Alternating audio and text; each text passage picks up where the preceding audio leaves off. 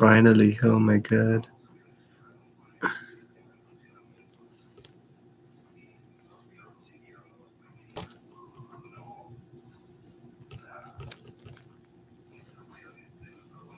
There you go.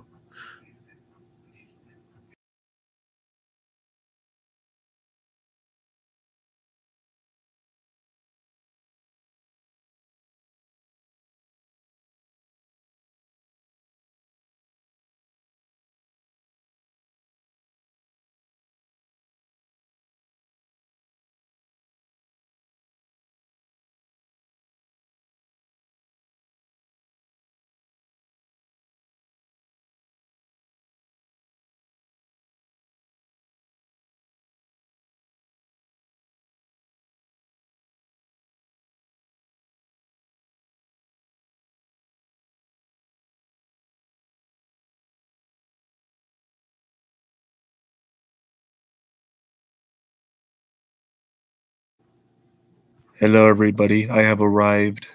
I got the computer to work. This thing wasn't working, but I got it to work. The machine is now ready. Sup? Did you hear that Bendy now has gamer subs? That's actually kind of wild. You can now drink Bendy ink. You got the Bendy movie and you got the Bendy drink.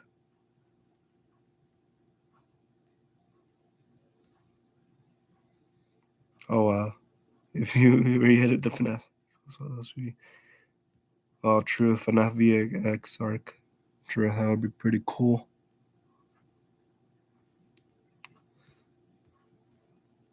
We'll read this when we get to the 2-minute arc. We made it to the 2-minute arc. Let's go. Let's read the third rewritten. This is gonna be available for like when we finish the story. After that, it's gone. But like it'll be back on March 31st. Don't worry. Alrighty. Let us read the plot. In the third installment of the rewritten story, Charlie takes Abby to a new Halloween horror attraction that hides her darkest secret, Springtrap.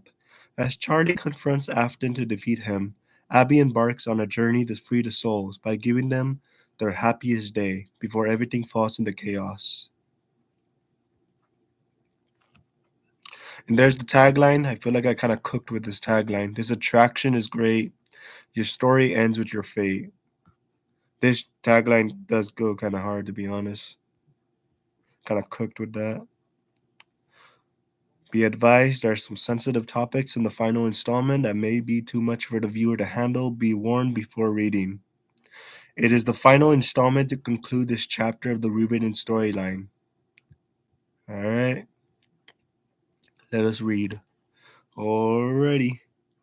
Prologue: The true story of two friends and a corrupted legacy. Everything has a purpose. But so, what are we supposed to do about it when it goes too far? It was the day I met him. I knew he was different. He wasn't like how he is now. But I should have known better. If only I didn't agree to that offer. That day, if only. The story opens with Henry Emily taking his wife and kids to a circus. At this time, the circus did not have much to offer, but Charlie didn't care. Henry seemed like something was missing from this attraction. Henry is one of the smartest people in town. Not only was he a kind soul, but he made types of animatronics, as you would say. There was always one in his mind he wanted to make, but wasn't able to go full on as he didn't have the right materials yet. But he knew just what he wanted to build every night in his desk as he drew sketches, and there was always one that caught Charlie's interest. In Henry's room, he had many drawings in early technology, most of the time barely working, but he always improved in his work. Unlike him, poor dear, she saw the warnings, but he didn't. Wow, Dad, when you create this thing, what are you gonna name it? Henry ponders as he thinks of a name, as he holds his head, shaking it like a bear. How about Fredbear?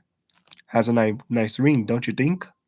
Charlie laughs as she thinks the name sounds goofy, but likes it anyways, approving of her father's wishful thinking. You know, it does have a nice ring to it. Guess so, why not? Fredbear it is. Henry laughs as he tells Charlie that it's time for her to go to bed. And why are you up, little lady? It's the middle of the night. The amusement park visit is tomorrow. Charlie gets excited as this was an event she was waiting for a long, long time. She quickly runs up to her room and falls asleep. Night, Dad. Good night, Charlie. Sweet dreams. Dreams could be shattered and be turned into nightmares. Not all dreams are made like this. Though, if only. We are now back to the amusement park event as we see Charlie looking at the dancing bears. Wow, Dad, look at them dance. Henry thinks it is impressive that the bears are able to dance. He thinks perhaps this whole thing he has seen could help him with his project he had in mind, but not now. Right now, he is more focused with his family. Well, color me surprised. Those are some dancing bears. Seems Emily is impressed too, as her eyes almost pop out of her body as she yells into the crowd, patting her husband's back while laughing. This looks cool. You know, you should show the people that small invention you brought in, Henry. Charlie agrees as she tags her father multiple times as Henry turns in confusion, but a smile, giving her father a push of luck, hoping for her father to listen to her words. You should, Dad. I think it would be cool to show the people what you got. Henry refuses as he doesn't want to show off in front of others. He isn't much of a people person. I really don't think I should. Plus, it's barely not done. I don't think I should. Charlie does puppy eyes as she squeals jumping up and down and she keeps repeating the same words over and over. Please, please, please, if you don't, I'll hold my breath forever until I die. Can she really do that? Henry's about to find out as Charlie's face gets all purple as Henry finally gives in, not wanting his daughter to pop into strings. Babe, I think you should probably listen. She's is gonna pop if you don't. Henry decides why not. It wouldn't hurt to entertain the amusement park, right? And perhaps his daughter will stop trying to break herself into a bubble. Okay, you know what? I can't resist the puppy eyes. And I don't want you popping yourself into grape jelly. Fine. I'll put the little bear ending in the ground, okay? Yay! And here we go. The little thing starts walking and running as the people turn their interest from the dancing bears to the little machine. Especially this kid who by accident bumps into the thing, almost breaking it. Whoa, this is neat. Is that a moving robot? Who does it belong to? The kid turns the robot around to read a name, removing the bit of dust that is left on the thing. Henry? Who's that? A figure walks up to the kid, almost scaring him as a voice speaks up. That will be me, lad. Whoa! Evan really likes the bear plush, but knows he can't keep it as he gives it back to Henry. Henry looks up to see the father of the boy walk up to him. Please forgive me, if my son is bothering you, sir. We were just heading to the diner home about now. No bother at all. Really, sir. And you are? The man brushes himself off, pulling his tag as he grins, announcing his name. The name's William Afton. This little squirt is Evan, and before William could say more, his phone rings. Oh, hold on for a sec. On the other line, we can hear a female voice. It's his wife, Clara. Hey, hun, dinner will be ready soon. I just want to know when you'll be back from the amusement park. It's been a while. William taps his foot as he looks back at Henry, and he does a silly eyes rolling at them. I'll be there soon, okay? Just he hangs up as Clara just stands on the other line confused. Did he just hang up? That little William turns his attention to the plushie that moves at the same time, impressed as he asks Henry if he made the thing. Whoa, is that animatronic? Did you make that? That's quite cool, if you did, lad. Henry gets back and brushes it off as he explains the whole process of his whole creation. Yes, but it's in early works, not done yet. If you want, I can show you how I made it. William is impressed as he himself is a very talented man with his own joy of creation. So he decides to invite Henry and his daughter to dinner. Hey Henry, my wife and kids would love for you to come to dinner. How about it? Wait, really? Dad, really? Henry thinks about it for a moment. He feels it's sketchy to go into a stranger's house. Come on, Dad, Mom isn't home. It would be nice to have a little chat and see what's up, don't you think? Evan hasn't had anyone to play with him in a while, and he looks like it. All right, kiddo, fine. We'll go to this dinner. How about it? Brilliant, man. We'll see you there soon. There's just one thing Clara doesn't know that she doesn't know she'll have company. So barely was she prepared. One thing Charlie didn't know is that this dinner visit would have been the worst decision of her life, and her father's as well, ever. If only he said no. Charlie did not have much friends when she was younger. She only had Jessica, but barely. But who knows, perhaps meeting new friends will be nice for a change. Change was good at times, but this one wasn't one of those times. Chapter 1: The Fall of the Aftons.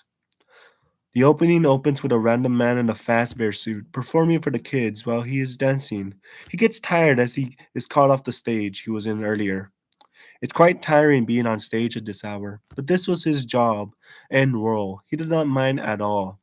It was a man named Miller, a black suit full of sparks and a red tie, as he looks at the employee taking off his suit and stress, like he's seen some hallucinations or something like that. Hey, employee, what's up with your dancing? It seems like you're not in the Freddys spirit. You got some issues or you just want a paycheck? The poor guy looks tired. It's like someone hit him in the head with a bunch of needles. Guy looks like he was working 24/7. He has been seeing some hallucinations lately. These things were like a virus in his head that won't let him go. Sorry, boss. It's just that my wife and I am going through a difficult divorce and my son isn't taking it well. He won't talk to me. Mueller wonders what his employee was so worried about yet again. Here at Freddy's, he doesn't need all that. Perhaps he has a new family here. It's true, the man has a tough day with his loved one's life. During the Halloween season, it's not easy. His kid wanted a costume and money fell short, and things went wrong. A fight and all that. Tough deal. That's sad, employee. But how about you take a break? I'll call up some friends to take in the shift while you leave your demons to rest. How about that? The employee smiles, thinking that this boss is not like his other boss or wife at home. Although this was the first time he was given a break or some sort of kindness. It's a welcome one, though. Sure, thanks, boss. You're the best. The employee celebrates as he grabs a pizza to go. I do my best. A lot of pizza was left over from the last party due to there being a celebration Miller had earlier, but sometimes the parties could go too far. Miller is quite a party guy. Like the employee can really tell if Miller is drunk or not since he's barely able to stand. And while you're at it, grab more to go. And please, careful while you're at it. The employee waves while leaving the candy in the bucket, raising an eyebrow but still confused at the same time. You're the best boss ever, you know that? The boss really wasn't trying to be the best boss ever. He was just trying to make his employees happy. He throws these parties every day for some reason. He wasn't like other bosses. This one was different. I tried my best. Now go relax. The fast crew has your back. We see the employees take off his suit. As he is about to check in, he hears a sound. It seems to be from the back room area, at the Fazbear Fright area. The sound gets more loud and aggressive as the man gets closer to the area. Hello? Anyone there?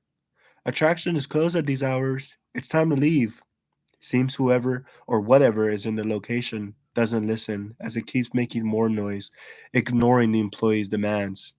Perhaps drunk teens or a lost kid in the area? Whoever it is needs to be removed ASAP. Okay, look, pal, I'm gonna have to get you out here myself. The man gets closer to the door as he opens the door just to see a small mini house broken in chains. What the The employee grabs a nearby crowbar on the floor as he looks into the rusty door, grasping and gulping at the same time. Sorry, pal, you can't live here. Now get the hell out of this area. He hears a noise in the back of him as he swings the crowbar, knocking some old pizza boxes to the ground, and sees a rat? Oh, a rat! The rat looks at him, then quickly leaves the area as the employee just removes the sweat from his head. Oh, it was just a rat. Oh, good, good, good. The man closes the door to find the person hiding in the area as he looks into the floor, then up in the air as he spots the roof rotting. The man sees nothing though. Perhaps the building was just getting old. It was 15 years ago since this place opened back then. He decides to go back to the door as he whistles a tone until he feels a cold breeze of blood fall on his shoulder. He did not feel it though. Perhaps it was just his mind playing tricks on him. Well, I'm just gonna tell my boss that's something that's living in here. And what the employee is unable to open the door. It seems it's locked. Real stuck. The hell happened? The man jumps as he turns to see, unable to avoid the dangers, as he looks around as the lights cut out. Okay, maybe I'm just going crazy. It's all good, Edward. It's all in your mind. Edward was his name, his code name. of the employee. He was never told to say his real name or, for whatever reason, it was never told why. We see Edward calling up his phone as we see a TV ad for an amusement park called Freddys Land. Sounds cool. He loves amusement parks as a kid. The phone rings as Edward quickly answers the call. Hello, this is Edward. I'm the one calling for this job thing. Do you have any info about this application? Yes, we've been looking for someone to answer. It's been so long. Thankfully, you called, Edward. Your job starts now. The phone hangs up by itself as Edward stands there confused. That was weird. Why did the phone just. Edward turns around, now back in the office, just to get knocked out by a bat as everything goes dark and fuzzy with different hallucinations laughing at him. We come back to see Edward waking up in a different type of office. No, this is an amusement park. He gets back up and reads a sign. Freddy's Land. Huh, strange. I never been in this side of town before. Edwards walks around the park and sees broken down machines and games. He stops in his tracks as he hears something behind him and turns to see nothing. It's not. It's all my mind, perhaps. It's not, as Edward turns around again just to get jump scared by a rotten bunny as he falls to the ground and he sees the bunny robot looking at him with red bloodshot eyes. Nowhere to run. You're dead meat. Edward gets up and runs to the nearest attraction, a mirror maze, a nearby attraction next to Fazbear Fright. Perhaps this could be a work for a hideout. The yellow rabbit follows behind like a wild animal hiding in the shadows as it breaks each of the cameras with a cackle. I can lose his tail over in this maze, perhaps. Edward is now getting tired as he runs over to the mirror maze, running from the creature as he hears the voice from the speakers. Laying next to the office, he hears a noise in the cameras, barely visible, full of static. He reboots the cameras and sees a horrifying sight in the cameras. The static gets louder and twistier in distortion. The bunny opens his face, showing a corpse trying to get out as the speaker speaks to Edward. Hello, Edward. I want to play a game. You have been placed in an attraction just for fun. I see your name was applied for a job for Freddy's Land. Seems you got the job. Now let's see if you're worth having it, or you'll suffer the consequences of your actions. Let us begin. Edward turns around as he hears the growls getting louder. As he looks into the vent's noise, as he panics and the laughter is getting louder and louder. It's not working. Come on, come on, come on. He clicks on the laughter and turns to the yellow rotten creature as he looks down to the crowbar on the floor. Looks like a broken down arm. He quickly grabs it, and as the rabbit is about to leave the vent, Edward stabs the bunny's knee with the crowbar. You ain't touching my buns, hon. The yellow bunny screeches in pain as Edward throws the crowbar on the floor and runs back to the door, but it closes in on itself. Fuck. Edward begins to run in the office maze as he's getting lost. He gets stressed as he turns around and he looks back and does not find the exit but bumps into a glass wall next to the office again. He is back to where it all started, but all of a sudden the exit closes in on itself, and Edward is now trapped in the office as the sounds get louder and everything goes red and text is shown on the walls. Full blood dripping down in hollow. When I'm done with you, your face will look like mashed potatoes. Laughter of the child is heard in the cameras as the red begins to beat. Poor Edward sweats as he sees something in the other vents. Seems the creature got a hold of the other vents, and the face is full of anger. No more games. He tries kicking the glass door with his foot. He sweats and tears. He hears the growl getting closer and closer. He knows he is seeing his end. Come on, break, damn it, you! He hears the creature slicing their claws into the glass vents, looking at him. He kicks the window again, with no success, looking at Springtrap popping out of the vents. Oh, hell no! The music gets louder and tense, even as the noise are beeping louder, and the room's insanity is going out of control. Time is almost up. Can he survive? Not now, perhaps? Well, shit. Any idea will work at this point. Right now? No, not in this case. Edward grabs his arm and foot and backs up and runs to the glass, breaking it at last. But he sees a door with one more lock. Seems there was multiple locks. God damn it! The room is fully dark as Edward hides in the corner in fear. He isn't able to do much and prays that the bunny takes long with how the knee looks. He really did a number on that knee. Whoever gave Edward that crowbar really helped him for a little. The music stops as he whimpers in fear, looking up as he. No, I have a family. Please, I. Edward closes his eyes, just for the growl and slicing glass noise to stop. Am I safe? Is it over? Edward opens his eyes as he walks around the red light, beeping in the distance. He goes into his pocket and grabs the lighter, turns around. Out of the flames, he gets jump scared by Springtrap, pinning him to the wall. It's time to die. The screams show a orange and white fox laughing at him in the distance, mocking him as the camera glitch. Springtrap rips them apart one by one. Oops, better luck next time. It's game over for Edward as he has met his fate as Springtrap rips him to shreds like an animal playing with his prey. We cut to see Springtrap shutting down as part of Edward's body is seen in the floor. We see it two people walk up to shut down the robot and look at Edward's body. Ew, what a mess. Hey, look, we found one. A real one. Shall we? The phone rings as the man asks for the thing and something else. The figure answers, confirming that the deed has been done. Is it done? The experiment worked? You're not going to believe this. We found one. A real one. The man on the other side grins, celebrating and spinning in his chair, and looks into the air in celebration. Wait, really? Well, bring him in. Let the attraction open in a few days. Good job, my creation. Now, bring in the others. We have a job to do for him. All of a sudden, the phone hangs up as all that is heard is static in the distance. The man on the phone turns just to see a giant yellow rotten bunny punch him to the guts. Why would you? The man coughs blood as the yellow bunny rips out the heart and then grabs the neck of the employee and twists it.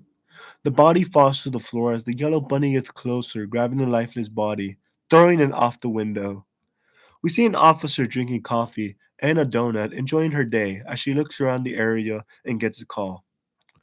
Oh, look, another boring day with nothing to do.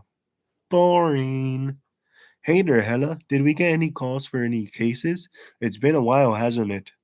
Hella leans next to a bench with a lollipop and tries to make light of a boring environment she is in. Look, Tim, let's not kid ourselves. You really think anyone will hire us? We're jokes. It's been so many years since we've been hired for anything important, especially since that company shot us to our core. Nothing bad has happened lately. That's never gonna change anytime soon. Tim hangs up as Hella is about to enter her car slowly with a sigh. Man, strange, nothing bad has happened anytime. The lifeless body of the two other people fall in the car of the police officer as she turns in shock. Holy crap! The entire moment cuts to black, showing the title cards. We hear a laugh and a cackle as the words pop out with blood dripping to the floor, as sirens and ambulance are heard, and Hella leaves her cop car.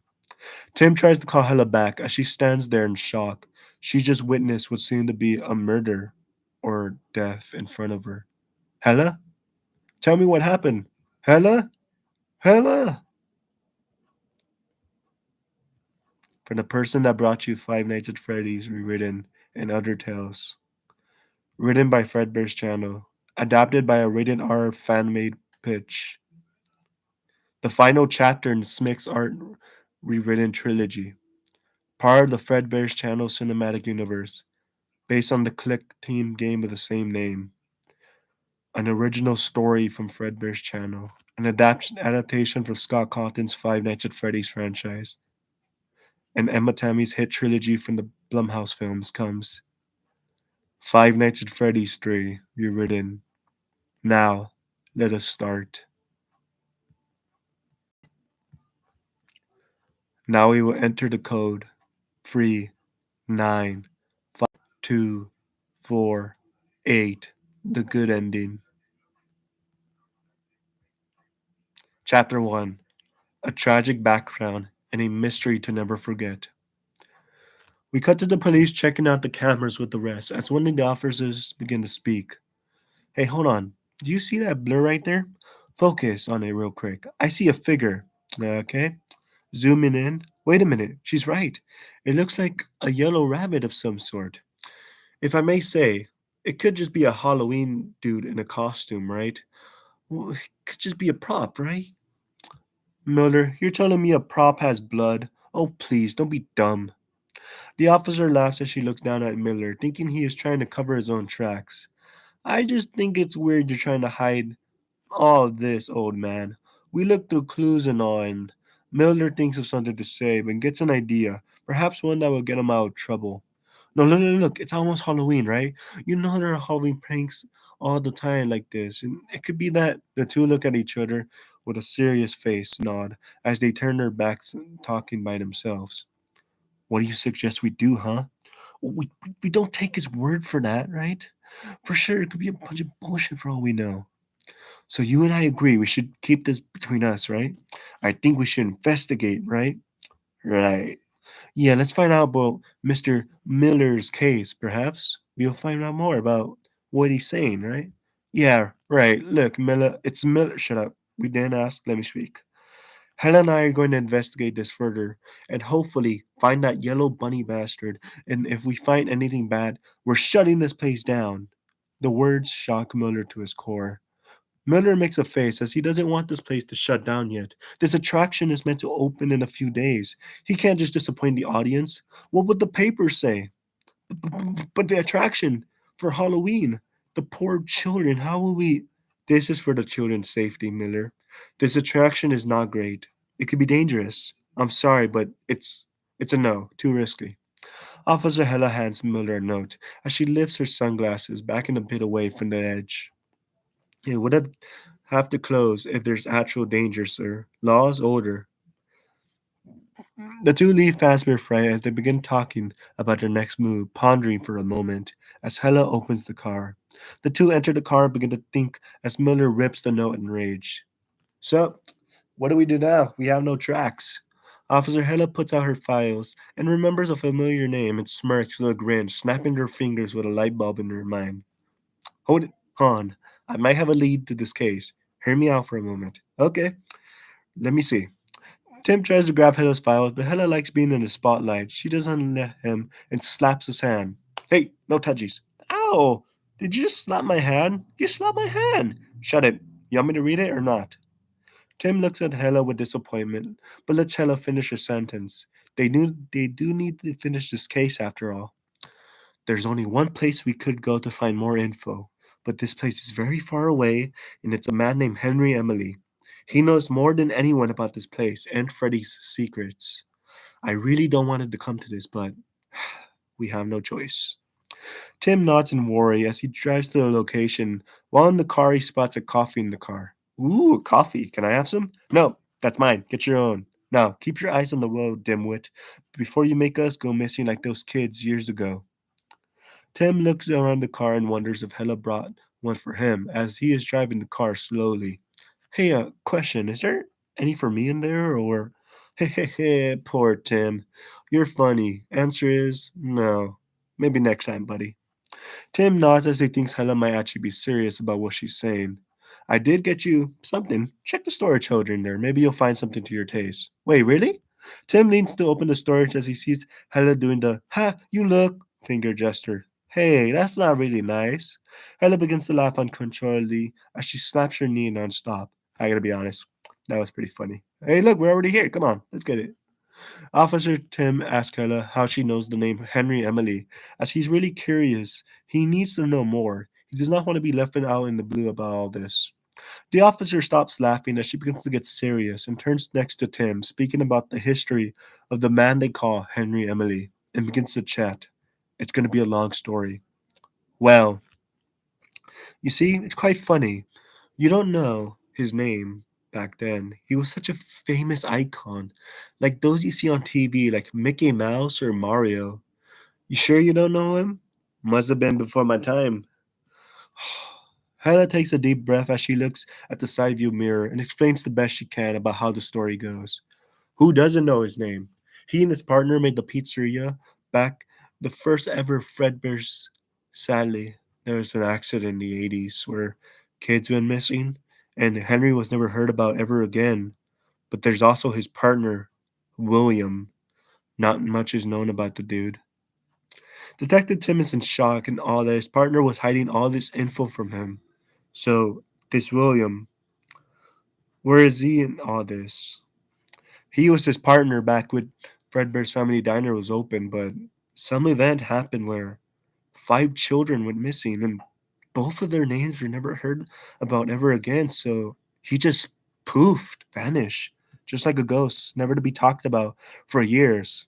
Some thought he died or something, but no, I think he's still out there. Tim ponders as he wants Hella to speak more of his story. He mentions this purple guy that was told in a story he once saw in his dream once. You think his partner is responsible? I saw this vision. It's like it was telling me to follow it. I have a feeling, but I'm not sure for now. We might get more as we follow the clues. Oh, and I used to go to his school with him. Hey, look, we're already here in the area. Tim looks up at the home as he and Hella are shocked to see it looks like a real mess. The two leave the car as they knocked on a broken down door, looking up closer at the house, all crooked and old.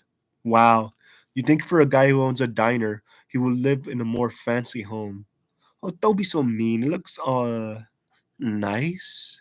A piece of wood falls to the ground, almost stabbing Tim's knee as he scoots to the side of the fear. Oh, God, yeah, nice and deadly. Hella pushes him to ring the doorbell, but seems the thing is broken. Eh, hell, we tried. Officer Hella gets closer. She begins to knock on the door and looks through the window. Huh, no answer. Guess no one's home. Well, he ain't here. Let's just. Who is it? Hella looks back at Tim, and as she raises an eyebrow back at him, you were saying? Ha ha ha. Very funny. Okay, ask him about, why we're here to begin with. Henry looks very scary with his hands all graspy. It's like he could pop you with them. His voice was also threatening, so low for a guy like him. We have some questions if you don't mind. Go away. I don't want to talk to any news people right now. He closes and slams the door on the two as he takes a deep breath. Both Hella and Tim look at each other as they struggle with their words. We aren't any news people. Tim thinks he and Hella should just hit the road, not mess with the guy, as Henry talks back to them with a response so loud and brooding. And why should I take my time to talk with you right now? Tim kicks some rocks as he thinks this is all beginning to be a waste of time, but then whispers to Hella an idea that may work. You should know. Are you sure? Well, we can either do that, leave, or get answers. Hella agrees as she speaks back to the man. Well, a yellow rabbit broke into a pizzeria, killed one of our workers, and threw him off the window. Who is he? Henry Emily sighs as he knows that is a bad sentence that just came out of her mouth. The door slowly creaks. As he could open it, the heartbeat of Henry is heard. His voice feels downer on his soul. Oh, fuck, not William again. I knew this crap will happen again. Okay, come in. He opens the door as Tim and Hella show a smile, waving awkwardly.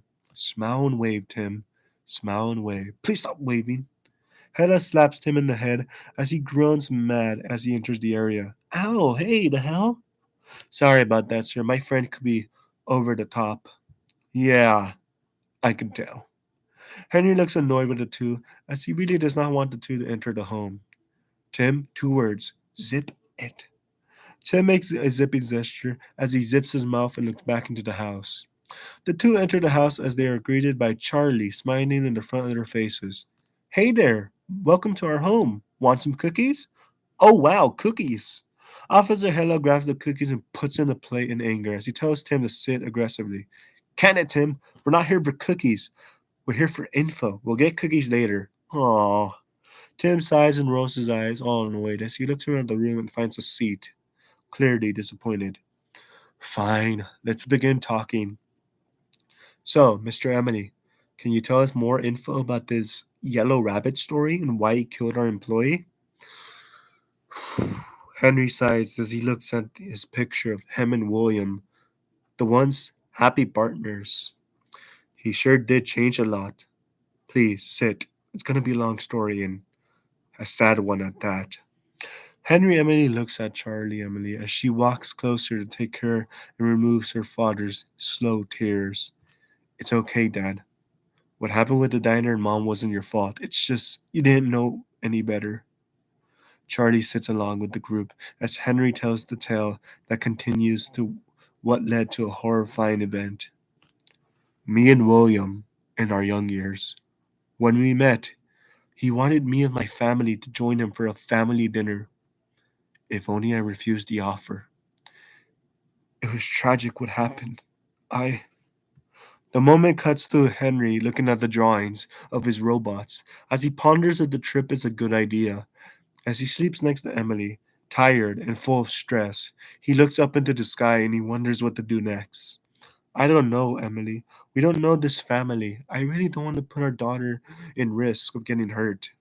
Emily assures Henry that if anything happens, she'll make sure that Charlie will be safe no matter what. Let her explore this new world and this kid she's been hanging out with Evan for years now. This family will be always looking out for each other no matter what. Who knows? Maybe this dinner meeting will be nice, right?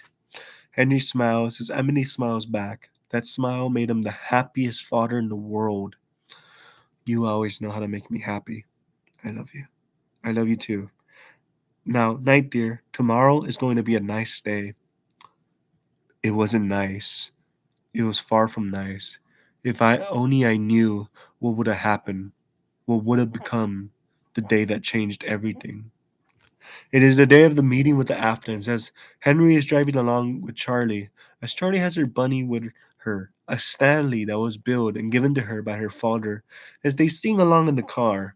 How many times have you been listening to this song, Charlie? It feels like you know Tame Impala very well.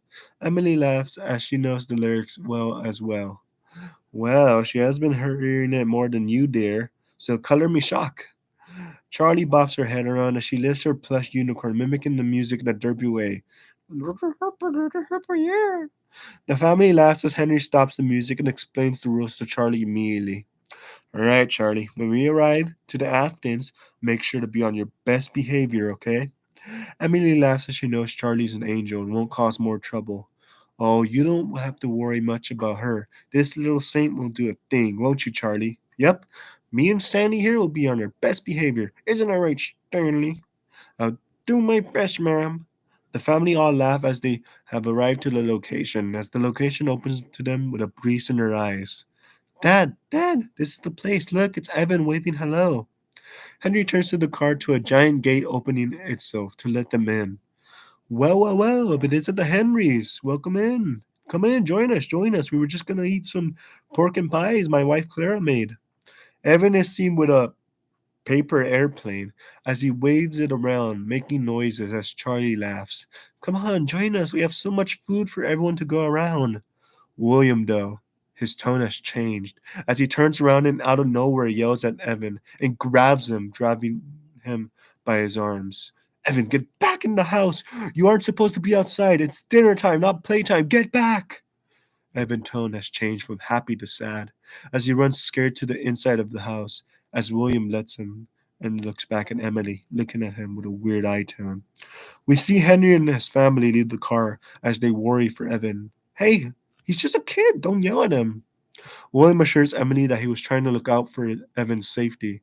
It's not safe to be out here. At this time, he could get lost. No need to worry, dear. He is his child after all. Honey, the poor kid is scared. Don't you see what I'm trying to do here? Honey, please. Emily doesn't seem to see it that way. She really thought it was wrong how William yelled at his own kid, but she wasn't able to do much as she and Henry just entered the house. The very moment he yelled at that kid, I should have known he wasn't as he seemed to be. If only Henry saw the hints earlier. Henry looks around the house as he takes interest in the paintings, impressed by them. Whoa, you drew these? No, my younger daughter drew these, Vanessa. Oh gosh, sometimes she's such a chore to deal with, unlike Evan here. How so? Where's she at? William laughs and pretends the name Vanessa does not exist, but is shocked as Henry spots another. Hey, who's that boy with the gray shirt and brown hair? William looks at the image. It's his son, who is no longer with him. Not that he's dead, it's just that that's Jake. He was such a troublemaker. He's no longer with us. He ran away days ago. He was such a weird one since we didn't know his actual name. Pay attention to that. It's going to be very important in the fourth one. Wait, he's not your kid? What happened? Honestly, Henry, the only kid that's ours is Vanessa. We didn't want her though. I wanted a boy, but that was taken from me. You see, it was all ruined on that one night. Rain falls as William wonders if Clara is going to make it to the hospital in time. A new member of the Aftons is arriving, and this makes William very happy, especially Clara. She always wanted a kid, and this will be her chance to be a mom. William drives as quick as he can as the two arrive to the hospital, as William slowly picks Clara up and runs over to the door, and it happens. Clara is pushed by a person running to the door, and the door hits Clara right in the stomach as she falls to the ground. William has his eyes on the man who ruined his chance to be a father. Now he is stuck with the only one, that one kid he didn't want, the annoying Vanessa. He never saw her as his actual kid. He wanted to have an actual kid he cared for. The others were just things, obstacles in his way. But this gives him an idea. William pulls out his phone and takes a picture of the person's license plates as the car drives away. You're going to regret this. William turns back to see his wife, Clara, on the ground as her water broke and seems that the baby is no more. Clara? Clara, dear, are you okay? No, she isn't. The baby has been taken from her. As she breaks down in tears, she is taken inside to be given the sad truth. I'm I'm so sorry, but you two can't have a child anymore. The child you once knew is gone. Clara breaks down in tears as she tugs at William's coat, as he just stands there frozen, knowing his child he would have actually cared about is gone. Hold on for a moment, Doc. I know what I must do. His eyes glow purple as he slams the door shut in anger. But he is given another opportunity to be a father as two adopted children walk up to him with some adults as the adoption center wonders if William will want to take them in. He says yes just to make Clara happy. It doesn't make him happy though, but he has to fake it as the pain still hurts him, as he needs to take revenge for what was taken from him. The moment cuts to the man named Bob, getting ready for work. As he does not see a yellow rabbit reflection shine in the shadows, while he opens the door and says goodbye to his family. That man was taken from his family, as William's shadows are shown in the background. Bob screams as his body is locked into his chair. Two more locks, his hands is now unable to move. Help! Help! Somebody! He's on his own now. No one is going to save him as the speakers talk to him. Hello, Bob. I want to play a game. You know what you did. You bumped into my wife, took everything from me. Now you're going to pay the price in that chair. Live or die. Make your choice. Bob looks up to the clock as he sees it's 6 a.m., but it's too late. The thing is already turned on as the sharp saw bear machine kills him. How did the guy already have time to make something like this? Doesn't matter. As the music makes fun of him, he dies. It's not much, but sadly, his fate is already set in stone. As his heartbeat gets faster and faster, it fades back to William's mind as Henry snaps him back to reality. Hey, William, you okay? Seems William already forgot what he was talking about as he mentions the food on the table. It's like he didn't even care. Not much we can do about it. Anyways, seems the food's already on the table. Now, let's get this party started. Henry is shocked. Why does William want to avoid his other daughter and let Evan out of the area? Strange, don't you think? Perhaps she is sick or something. Emily talks and gets along with Clara as they enjoy some TV together. Wow, Clara, I didn't know you liked The Immortal and the Restless too. It's one of my favorite shows to watch with Henry. Clara pulls out a smoke as she laughs along with Emily and looks into the screen, patting Emily's back. Yeah, it's the only show my husband lets me watch. And for the kids, they don't watch old cartoons. He's very strict, but I don't mind it though. It does get boring. Man, am I right? Clara's eyes get a bit tired as she begins to smell the food and lifts Emily up. Hey, look, dinner is ready. Get yourself ready. It's time to feast. The entire family get ready as they all sit down for dinner. Hey, Vanessa, get down here now. Vanessa was in her own room, if you can call it that, more like a shattered prison and a heartbreak. Who's Vanessa? She's. William looks at Clara like a lion in his eyes, looking purple with a squint, like he was going to do something to her if she continued her sentence. She is. None of that matters. Look at the food in front of the table. Clara, you really outdid yourself this time. Clara chuckles as she pulls out a burnt hand with scratches and begins to look around concerning Emily. What happened to you, dear? Clara looks in disappointment as William looks at her with his eyes full of fury. Something happened as we can hear Clara's mind screams as she waves her arms around, ensuring she burned her hands by accident while cooking earlier. Oh, it's nothing, dear. Nothing at all. Enjoy the feast. A young girl arrives with her own bunny rabbit as she enters the shadows, looking sad like something is off. Alright, guys, I'm gonna go drink some water, guys. Go drink some agua.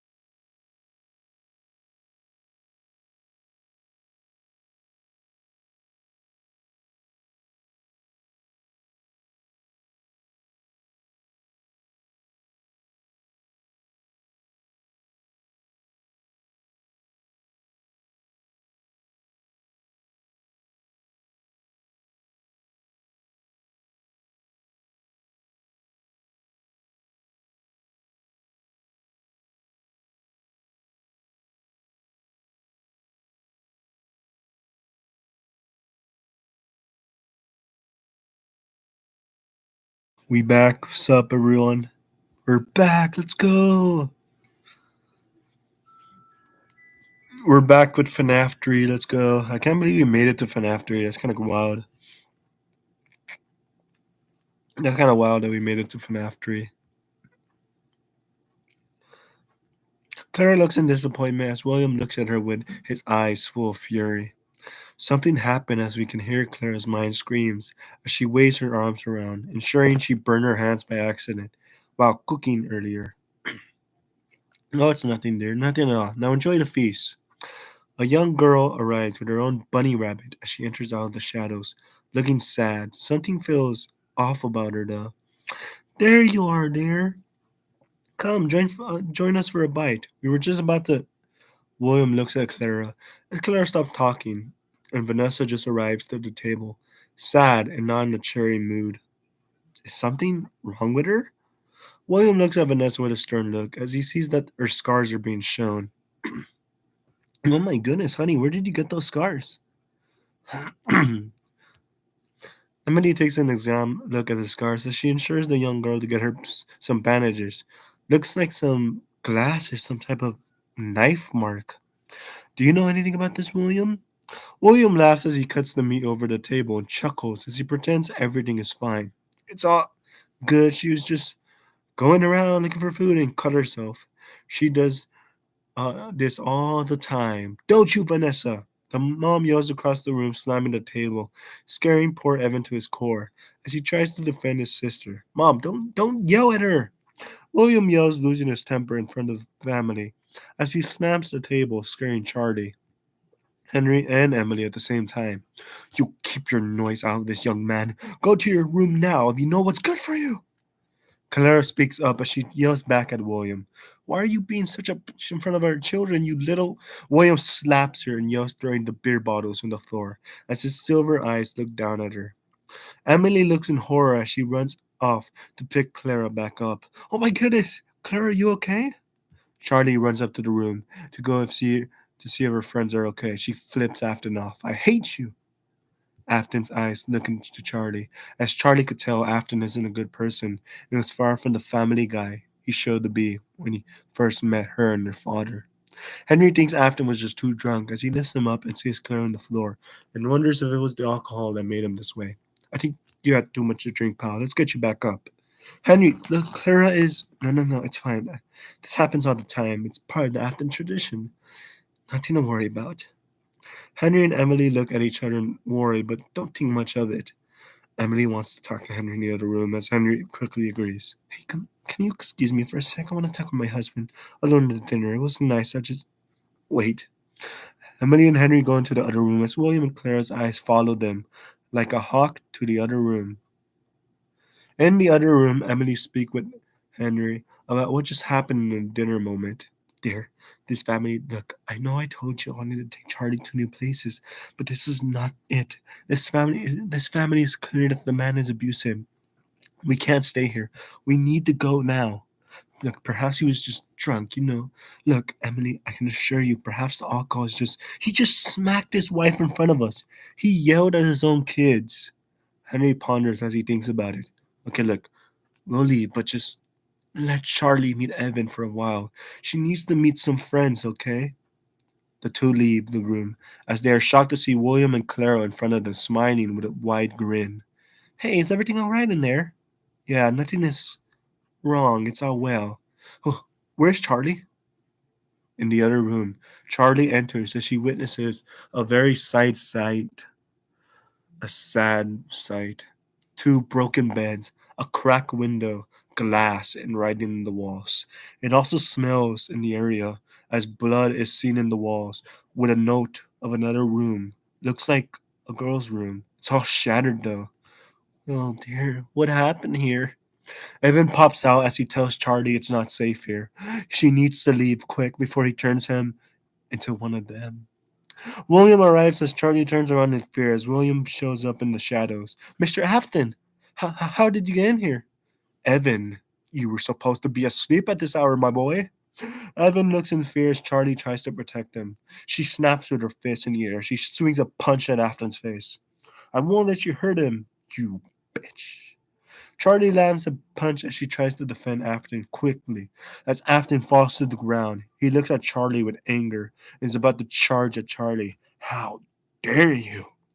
Henry heard everything as he yells at Emily as he sees Afton bleeding. Miss Emily, get over here at once. Language! I am so sorry, Afton, about all this. Henry Emily walks away as he talks with her father in the other room, looking back as William closes the door with an evil grin. Who knows what evil he is doing to not only poor Evan, but Vanessa too. Who was that other though?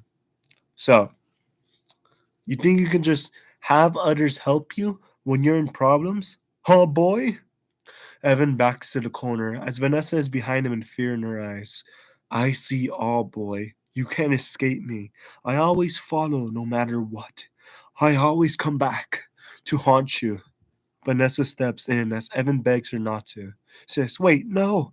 The screams are in vain as she can't do much. Stop yelling at my brother. You think you're so tough just because you're smart? With your brains and all that gives you the right to be a boogeyman to my mom, an abusive failure to me and my brother? That only makes you a bully. A failed father, that's what you are. Vanessa gives a swing at her father's face, punch him hard in the jaw as she looks down on him. You're a bully. A cow! William yells and grabs her and throws her to the ground as he grabs a bottle and throws it at Evan, tying him to the floor, pushing him to the ground. You see this, Evan? This is what happens when you don't listen to your father. Now watch and learn. Evan watches in horror as he sees his father beat again and again Vanessa with the belt, as he's unable to do anything, all tied with beer bottles, as Vanessa yells for mercy. An evil man indeed. He isn't a man. He's a monster. Please, stop hurting me. Evan cries as William's evil eyes don't stop as he grabs a beer bottle, throwing it next to Evan. You want to be next? You're lucky she's even your sister. Who I would have abandoned her the day I saw her. William stops as he is covered in red blood from their scars, as he looks up into the distance, as he can hear the demons in his mind. No food for a month. You'll be stuck in this room to learn what you did. You failures! William closes the door, leaving the two souls to suffer and cry in the darkness alone. As the darkness covers the shadows, and the screams of agony are heard in the darkness. I really saw him hurting Evan, and the screams, it felt real. It just isn't right. You have to believe me, Dad. Look, alcohol could do that, but the language was not necessary. Just all of a sudden, William arrives to talk business and smirks, an evil smirk. Look, Emily, we'll talk about this later. Just hold on. Me and William will chat for a while, okay? Just Charlie tries to tell her father to stop, but no. William looks with a grin, but she isn't able to do much. Dad, wait. No need. Time is clicking. After all, we do need to speak about plans, Mr. Emily, shall we? Well, of course, Charlie. We'll speak more after. Dad, please. Charlie's hands reach out, but let go as she witnesses her father leave her side. As she stands in horror as she knows it's too late to go back to the time of no return. Henry leaves with William to speak in the chair as he pulls out a chart in front of him and opens the blinds. All this leaves Henry shocked and awe as he looks around the charts. Whoa, you made this? Wait, when? Well, Clara was making dinner after all. I'm the one with the brains. All this came from yours truly. Of course, I had to pull some strings together and yeah. Henry turns his attention to the pizza sketches as he closely examines them. What's that for? Oh, this is what I've been wanting to talk to you about. The idea since I'm able to be a quick thinker and a puppet creator, and with your animatronics, we can create a future legacy like no other. Imagine the potential. Henry ponders. He wasn't much of a crowd pleaser, but he did like making children happy, but he wanted his creations to be private. Perhaps for Charlie, it could be nice. This does sound great, but. But what? Henry chalks up some ideas as he writes some more things on the board. I had this character in mind. The name was Fredbear. I think he'll be nice with the kids since, in the circus, Charlie saw a dancing bear, and I think, imagine if we made the animatronics dance. Wouldn't that be cool? William agrees as he thinks that's a great plan, but he saw the scratch idea Henry removed and is confused on why it was rejected from him. Hold on, why not this plan too? It could work with the wearing the suit and removing the spring locks, moving around the pizzeria, controlling them. That sounds revolutionary and neat, if you ask me. I don't know, William. It seems too dangerous, don't you think? William laughs as he assures Henry nothing bad will happen. He is good with puppets after all. What can possibly go wrong? Flashback blinds as it shows it did go wrong. The police and news reporter leave the area as Henry sighs and sees William smiling. Thanks, pal. You saved me. Henry sees blood on William's hands as Henry turns to the robots and cries. As he leaves the area, as they shut it down, the TV turns off the static.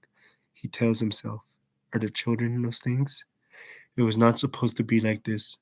Where did it all go wrong? The moment cuts back to William explaining both of their legacies as he imagines a life where the two of them will become the very best of what they could ever be. Oh, please, Henry. I'm a puppet master. I'm built for these things. Now, what do you say? Do you want to build a legacy? He pulls out his hand for a handshake. As Henry stands there, looking at the hand of his new friend as he shakes William's hands, not knowing the biggest mistake he has just done. Well, if we're gonna build a legacy, we're gonna need a name for this place, don't you think? We have Fredbear. Now we're gonna need the name of the location. It doesn't take long for the two to think of a name. Fredbear's Family Diner. Ah, I see what you did there, pal. Your character, name, smart, smart, I see. I think this is the part of a brand new friendship. It wasn't. It was the start of a very tragic incident. If only I wasn't so gullible and blind to his lies. We were famous and the best of the best, but there was something William was always jealous about, is that I had a more successful life. The very moment I saw his family, I knew he was not the best family person. He always yelled and seemed more aggressive. I should have known what he would become. The day I left Fredbear's Family Diner, we fought, an argument.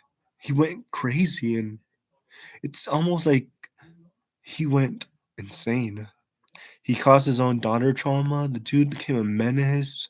He just, it was tragic. She didn't deserve this. I could have saved her. The rain is heard loud as William throws a drink on the floor and yells at Henry, leaving the location they once built. What do you mean you quit, Henry? I need you. Fazbear Entertainment needs you. Henry grabs the umbrella and coat as the rain gets louder as he looks at the rain falling into the ground as William's face begins to turn on him. No, it's been so long, William, since I've seen my family. You, sir, have driven my family and yours crazy. Emily, she took my daughter to another location. She does not want to be anywhere near you ever again. This sparks William's rage. He isn't gonna let this slide. Not anymore. No, Henry. You don't understand. You need me.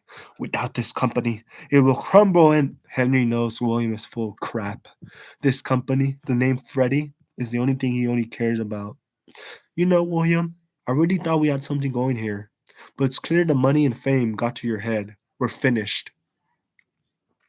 Henry closes the door as William looks alone, as he throws a glass bottle on the floor, as he sees Henry leave for the night. Okay, see what I care. You'll see. William was no longer human. It felt like at that moment he changed, as one night it all went wrong. My wife, Emily, was in that store, and William was in that same store as her. And I don't know if he did this on purpose, but I think he was just jealous.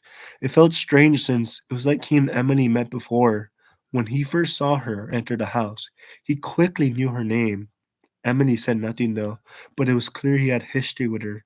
It was quite tragic. If only I knew more of what he was going to do and what was going to occur on that very day.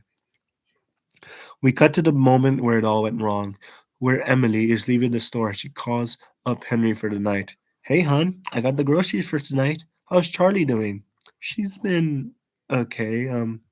Hey, stay safe. The night has been weird lately. Emily looks both ways as she packs two bags. As she closes the door, she laughs, packing the food along as she prepares to leave. Trust me, hon, it's always weird here. Where we live, it's insane. William? Henry frowns as he thinks, how did it all go wrong? He thought he had a friend he could trust. He really wanted someone as an actual friend and not a worker. He didn't answer my calls. It just crumbled. I'm so sorry. It all didn't go right with the company and stuff. Look, it was all your dream and you had to leave it and see it shatter. Henry grabs a photo of his family as he sees Charlie, him, and his wife smiling, a picture of all of them camping. He smiles as he looks into the air and lays the image to the ground. Well, what matters is that we have each other, right? Yeah, hey, I'm about to hang up right now. Okay, dear, stay safe and poor Emily. It wasn't her fault. The moment she hung up and backed up, driving, a purple car came zooming by and crashed into hers. Everything went white for a while. She perished just like that because of him. Everything goes blank as the flames get higher and higher, and the car is seen all crushed in pieces, as a hand could be shown in the ground as the clouds covered the area.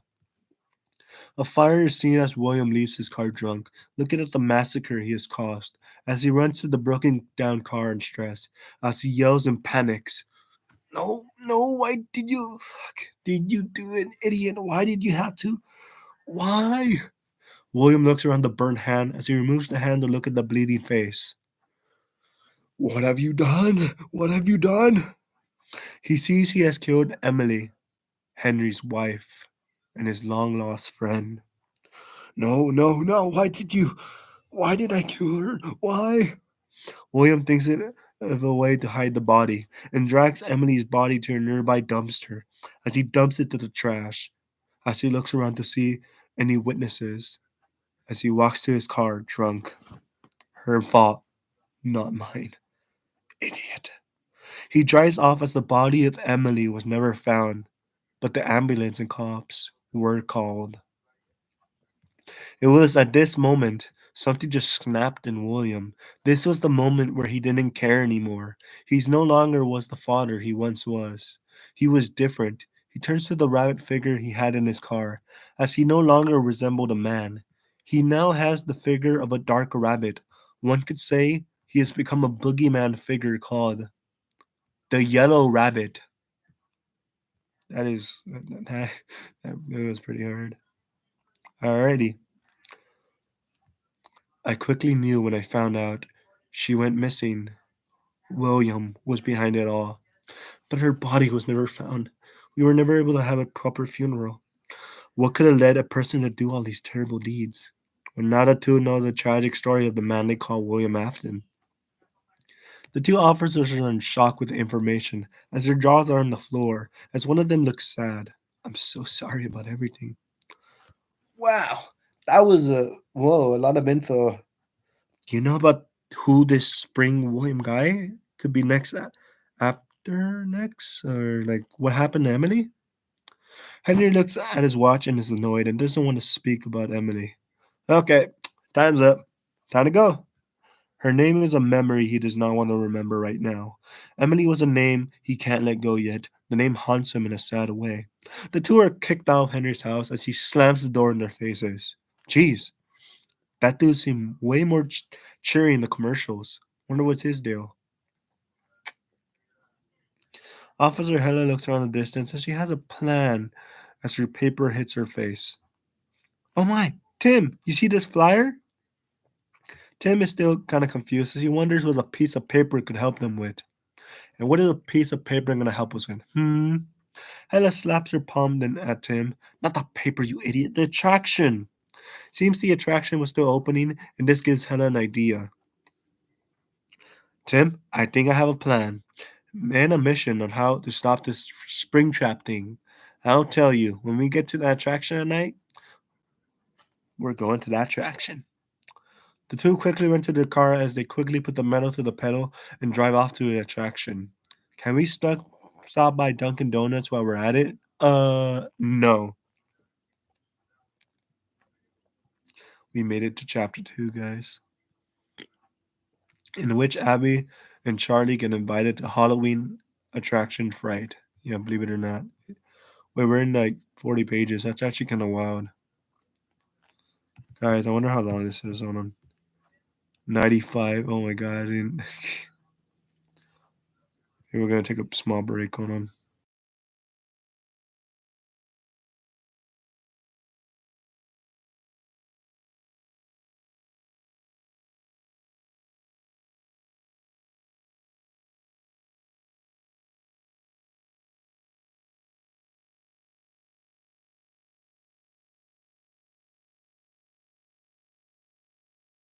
FNAF 3. Yeah. Y'all heard that FNAF 3 is already like the trailer is 10 years old? That's kind of wild.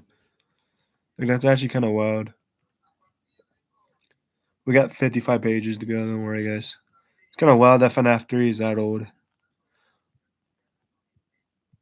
Well, not the game, but like, the trailer. That's actually kind of wild. Anyways, we cut to Charlie look into some prices of the Halloween Horror Nights tickets. She sighs. It seems too expensive. Oh, why can't anything be cheap in this economy? And okay, I'm ready. Abby enters the room with her Bonnie costume. Hey, Charlie, got my costume. It's Bonnie. What do you think? Wow, it's a shocker you aren't afraid of those things. And still dressing up for Halloween? Even if you're how old? 20? Doesn't matter. I have a costume too. Can you guess what I am, sister? Take a while for Abby to know who her sister is supposed to be. I gotta be honest, sis. I do not know who you are. You never seen Jujutsu Kaisen? Abby looks dumbfounded as she's seen a lot of anime, but this name feels out of her mind. Doesn't ring a bell. You know what? Forget it. I wonder where Dad is. He said he was going to take us to Halloween Horror Nights. Abby wonders too. It's not like of Dad to take long with Halloween. It's strange. He's already usually going to be here by now. Perhaps he got lost? Lost in his own home? I'm going to find him. And the other room seems it's Henry speaking on the phone. Poor guy looks stressed as Charlie listens from the door. Henry is in worry as he knows he has no money to take the girls this Halloween to the Horror Nights thing. As Charlie leaves from the door, Henry arrives in disappointment. Well, girls, bad news. I won't be able to take you to the Horror Nights thing. Abby sighs in disappointment as Charlie rolls her eyes with her hands on her wrists, raising her eyebrow with an attitude. Oh, wow. Abby just looks in disappointment, even though she's been waiting for this her entire years. It's okay. I didn't want to go anyways. Says, please. Oh, come on. All of a sudden, Henry gets a quick call from his phone. He goes to answer it as perhaps a chance? A person named Miller? Wait, Miller? No way, it's been so long since I heard from you. Sorry about Matt. He was a great employee, even though he didn't do much.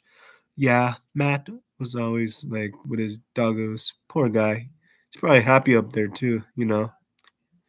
Henry, it's been years since Emily's loss, and I was able to become the owner of a new attraction called Fazbear's Fright. It's like Halloween Horror Nights, but cheaper. I was wondering if you want to take your kids here for Halloween. There's going to be more people here as well. Henry's excitement raises up the charts. I see this could be a second chance. There isn't much he knows about Muller since Muller never showed his face. But he was kind those years ago when his face was hidden. Doesn't matter. Oh, thank goodness you're a lifesaver. I have no money for that universal thing. Thanks a lot, Muller. No problem. Old sport. I'll see you on the flip side. Guys, the old sport reference. That's crazy. You'll understand why his name is Muller. Henry turns to his two daughters as he smiles and tells the two the good news. Hey, girls, change of plans. We're going to a horror attraction. Is it like Halloween Horror Nights? Yeah, kinda, but better. All right, let's go. Charlie thinks this kind of sounds suspicious. Why would this nowhere place invite them? Feels weird. Abby grabs her Mr. Cupcake bucket and leaves with Charlie and Henry into the car to this attraction. Crazy to think I stole this Mr. Cupcake robot from the last pizzeria and destroyed it just to make it into a candy bucket. The cupcake deserved it. Almost bit my leg off. To be honest, I always hated that cupcake thing too, sis. The drive is a long one, but a bumpy one too, as the road continues as Abby looks into the window, and out of nowhere she sees Cassidy smiling at her. Hey! Abby screams slowly as she is shocked to see Cassidy return. But why is she here? Cassidy, you're back here all these times, all these hours? Any reason why? Not gonna lie, I find it adorable scaring you all the time. It gets boring being alone at the pizzeria. Abby giggles as she rolls her eyes, clearly annoyed with Cassidy's shenanigans, but still cares for her. Ha ha, very funny. Look, just tell me why you're here. I don't have much time until my sister comes back from the other room. Okay, so believe it or not, that Halloween attraction you're going to holds up, not letting the ghost girl finish her sentence. Abby is scared by both Henry and Charlie, as Charlie gets curious looking at Abby. Who are you talking to? Nobody, nobody. Shut up. Right, let's get this show on the road. Charlie knows something is up as she looks for a while, as her sister with a stern look looks at her back, but then just ignores it.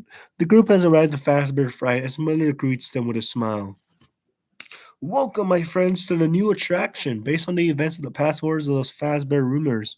They, they weren't rumors. Henry, can you talk to me real quick? Henry looks back as he lets the two chat for a while. As Charlie looks at Abby, changing from happy to confused as she tries to comfort her sister. Hey, you okay? Yeah, it's good. Just trying to pull through. It's fine. Don't worry about me. Miller speaks with Henry as the tone has changed for a moment. Is there a problem, Miller? She's going to scare customers if she says all this stuff that happened at this attraction is real. Henry goes to Abby. She tries to explain things in his own terms as best as he can. Abby, let Miller with, on with his attraction. I know the whole thing he is doing is kind of, BS, but we have to play along. Who knows? Maybe we'll learn more thing about your friends. Abby wipes her frown, rolling her eyes. Fine, I guess. Charlie taps Abby on the shoulder as she walks along to the attraction. As the two enter a scary tram ride, as Cassidy in the distance watches closely. Be careful, my friends. Especially you, Abby. She closes her eyes and vanishes into the shadows. As we cut to Detective Tim and Officer Hedda spying on the attraction, as they think of a plan that will work out for the two of them. I say we break in as pizza delivery guys. It worked for the last time we were in that one location. Remember you thought college with Edwin? We were able to trick that guy, and look how that turned out. Bro was hungry for pizza. It could work. Hush, hush. Did you not hear what I said? Tim was not paying attention but nods. Yeah, don't lie to me. Tell me what I said. Everything. Yeah, that's what I thought. Tim rolls his eyes as it seems he is slowly losing it, but doesn't show it as he knows Hella won't listen. What's that girl said about the whole attraction isn't rumors. So it seems Henry isn't the only one who knows about these things. Hmm. Tim points to the attraction opening as Hella looks for some distractions to get in. Hey, look! They're entering the attraction. Should we follow? Yes, yes. Let's go. But Tim, look at me, look at me. Hella grabs Tim's face as she looks at him with a serious tone, saturated face as well. If we manage to mess this up, it's all on you, alright? Do not ruin this. Got it? Got it? The two go with a crowd entering the attraction slowly as Tim slides along with Hella. The two are in disguise, like cartoon villains, but unlike those cartoon villains, they weren't that evil. Right now, Miller is explaining the whole attraction as she shows the entire plot props. Here at Fazbear's Fright, we have so many things that will scare you, like the scary souls of kids that are just fake ghost stories. They're not real. Miller turns the effects of the attraction as the people look in awe. Whoa, pretty lights. Abby in a slow voice mumbles, clearly annoyed that people believe these lies. We went through all that. Why is he lying? Charlie looks worried too as Abby's eyes are full of small tears, not revealing them yet. Hey Tim, did you hear that? That girl just said that those are ghost children and they're actually Tim. Hella turns around to see Tim is missing. She thinks Tim is playing a sick joke on her as she hears a loud noise in the background. A scream is heard with crunching and disturbing sounds as Hella begins to feel goosebumps as she calls out in the halls. Okay, Tim, this is not funny. Get back this instant. Hella looks for her partner as she feels more cold. Would it be a good idea to even look for him? Of course, Tim has been with her a long time. Why not? Tim, where the hell did he go? Seemed Tim was in his own journey as he's found a broken down door. Of course. Detective Tim, in the distance, looks around. Over here. Hella, look, a door with a broken crack with some blood in it. Should we open it? No, we should follow the crowd to know more about the secrets of Freddys. Too late. He opened it already as he falls to the ground. What if there's secrets in here? We must explore, right? Hello rolls her eyes as she looks around the door with Tim. What secrets could you possibly find in there? Tim opens the door with a cackle and lets Hella in. Only time will tell, Hella. The man opens the door to see a broken window as he goes to check on the window and feels the window's breeze. It seems the window is covered in blood or paint? Officer Hella is in a worried tone as she does not think it's paint. Tim, I don't like this. I think we should go. Blood falls on her suit as she looks up to see a mangled body twisted up in guts. Tim, let's get out of here. The man agrees as he tries to open the door, yanking the lock to no success. Shit, the door's not opening. Hella hopes Tim is joking. Doesn't seem like it as he tries to hit the door harder and harder with his fist, breaking his arm. Fuck, my arm! Hella looks in stress as she begins to panic. Tim, stop messing with me. Open the dang door. No, I'm not joking. It won't open. Move. Let me see. Hella goes all the way from the back to the room and quickly runs and charges at the door, but hurts herself as she falls to the ground. Wow, that's an expensive door. The door doesn't open as the lights of the room shut down as a cackle is heard. It's not from Tim. Tim panics as the room goes from green to flickering red over and over as a voice is heard from the shadows. You may not recognize me at first, but I can assure you, I am very real. Hannah pulls out her gun as she closes the door in fear. Get close and I'll shoot you. A laugh is heard in the shadows as Hannah looks for the voices in her head. Hannah points the gun while trembling in fear, looking around every corner as her eyes are in fear. Tim grabs a flashlight. As he is about to turn it on, he's dragged by a phantom grabbing his legs. As there's not much he can do about it. Hannah! Help me! Help! Hannah begins to shoot. It seems the shot missed as she looks in horror as she hears screams in the distance. Don't worry, Tim. I'll let it. Oh! Hannah stops as she hears no sound. She gets closer as she sees one of Tim's hands getting thrown across the room. Oh my god. Hyla throws up at her eyes in fear. She's frozen. She doesn't want to move after what she just witnessed. Tom! Tim? Oh god, no, why? Her words are in crumble. She can't speak anymore, as she's seen a horrifying, disturbing sight.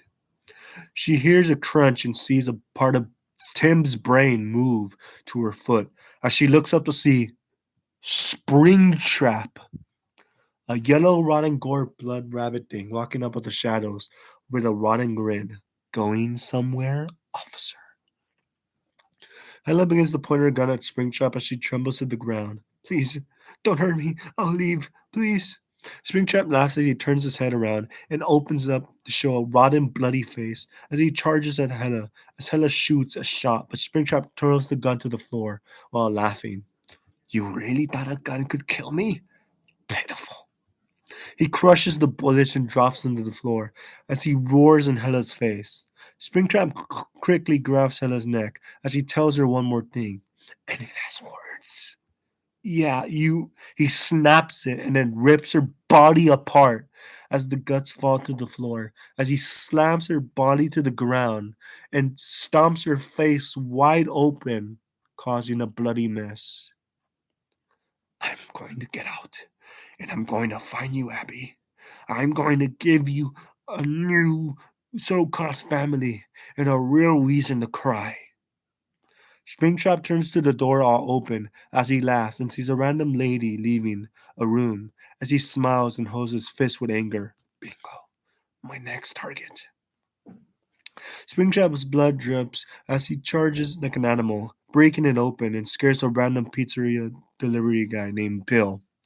The pizzeria delivery guy removes his headphones and gets scared as Springtrap drags him and begins to rip the poor pizza delivery guy to shreds. Please, have mercy, you don't know. Springtrap eats the man's head off and throws it to the ground, laughing, as the more he kills, the stronger he gets. In the other room, he could hear the others enjoy the attraction, but want to know the noise going on in the other room, as Miller hears the screaming as the crowd asks what was that. That, my friends, was part of the attraction. Nothing to be afraid about. Abby has a worried mind as she knows something isn't right. Miller decides to let everyone but the Smiths stay as Miller goes up to the family with a smile. Since you helped me with this whole me being here, I have a special gift for you. Follow me. I don't know we should really be going. I'll pay you. Henry shrugs. He was low on cash and does need the money. Fine. Gross. Let's go. Charlie takes a lean forward as she activates a button in the floor. What the? Abby sees a hole in the floor, falling down to the floor, as Henry and Charlie go to see what happened and look at Miller. What have you done? Miller laughs as he turns with a smirk. It's all part of the attraction. Old sport. Now enjoy. Henry runs up to Miller as he tries to give a punch and trips over the edge. Dad, you okay? Miller laughs while mocking the two as he acts all villain like in their faces. Oh, and I wasn't here the whole time. You see? That was an illusion. See you on the other side. Enjoy the attraction. It'll be your last. Oh, you bitch. You lied about this attraction. Miller looks back with a smug glare while sloping and slowly flipping the bird. Enjoy it while you can. You're gonna love it here. Charlie looks worried as Miller vanishes from the area. We have to find a way back to my sister. But how though? Henry gets back up as he looks around the area for an exit. It's an attraction. It shouldn't be so hard to find an exit. Let's move! Charlie looks down, hoping for her sister to be safe, as she prays for her sister's choices. Oh, Abby, don't do anything dumb down there.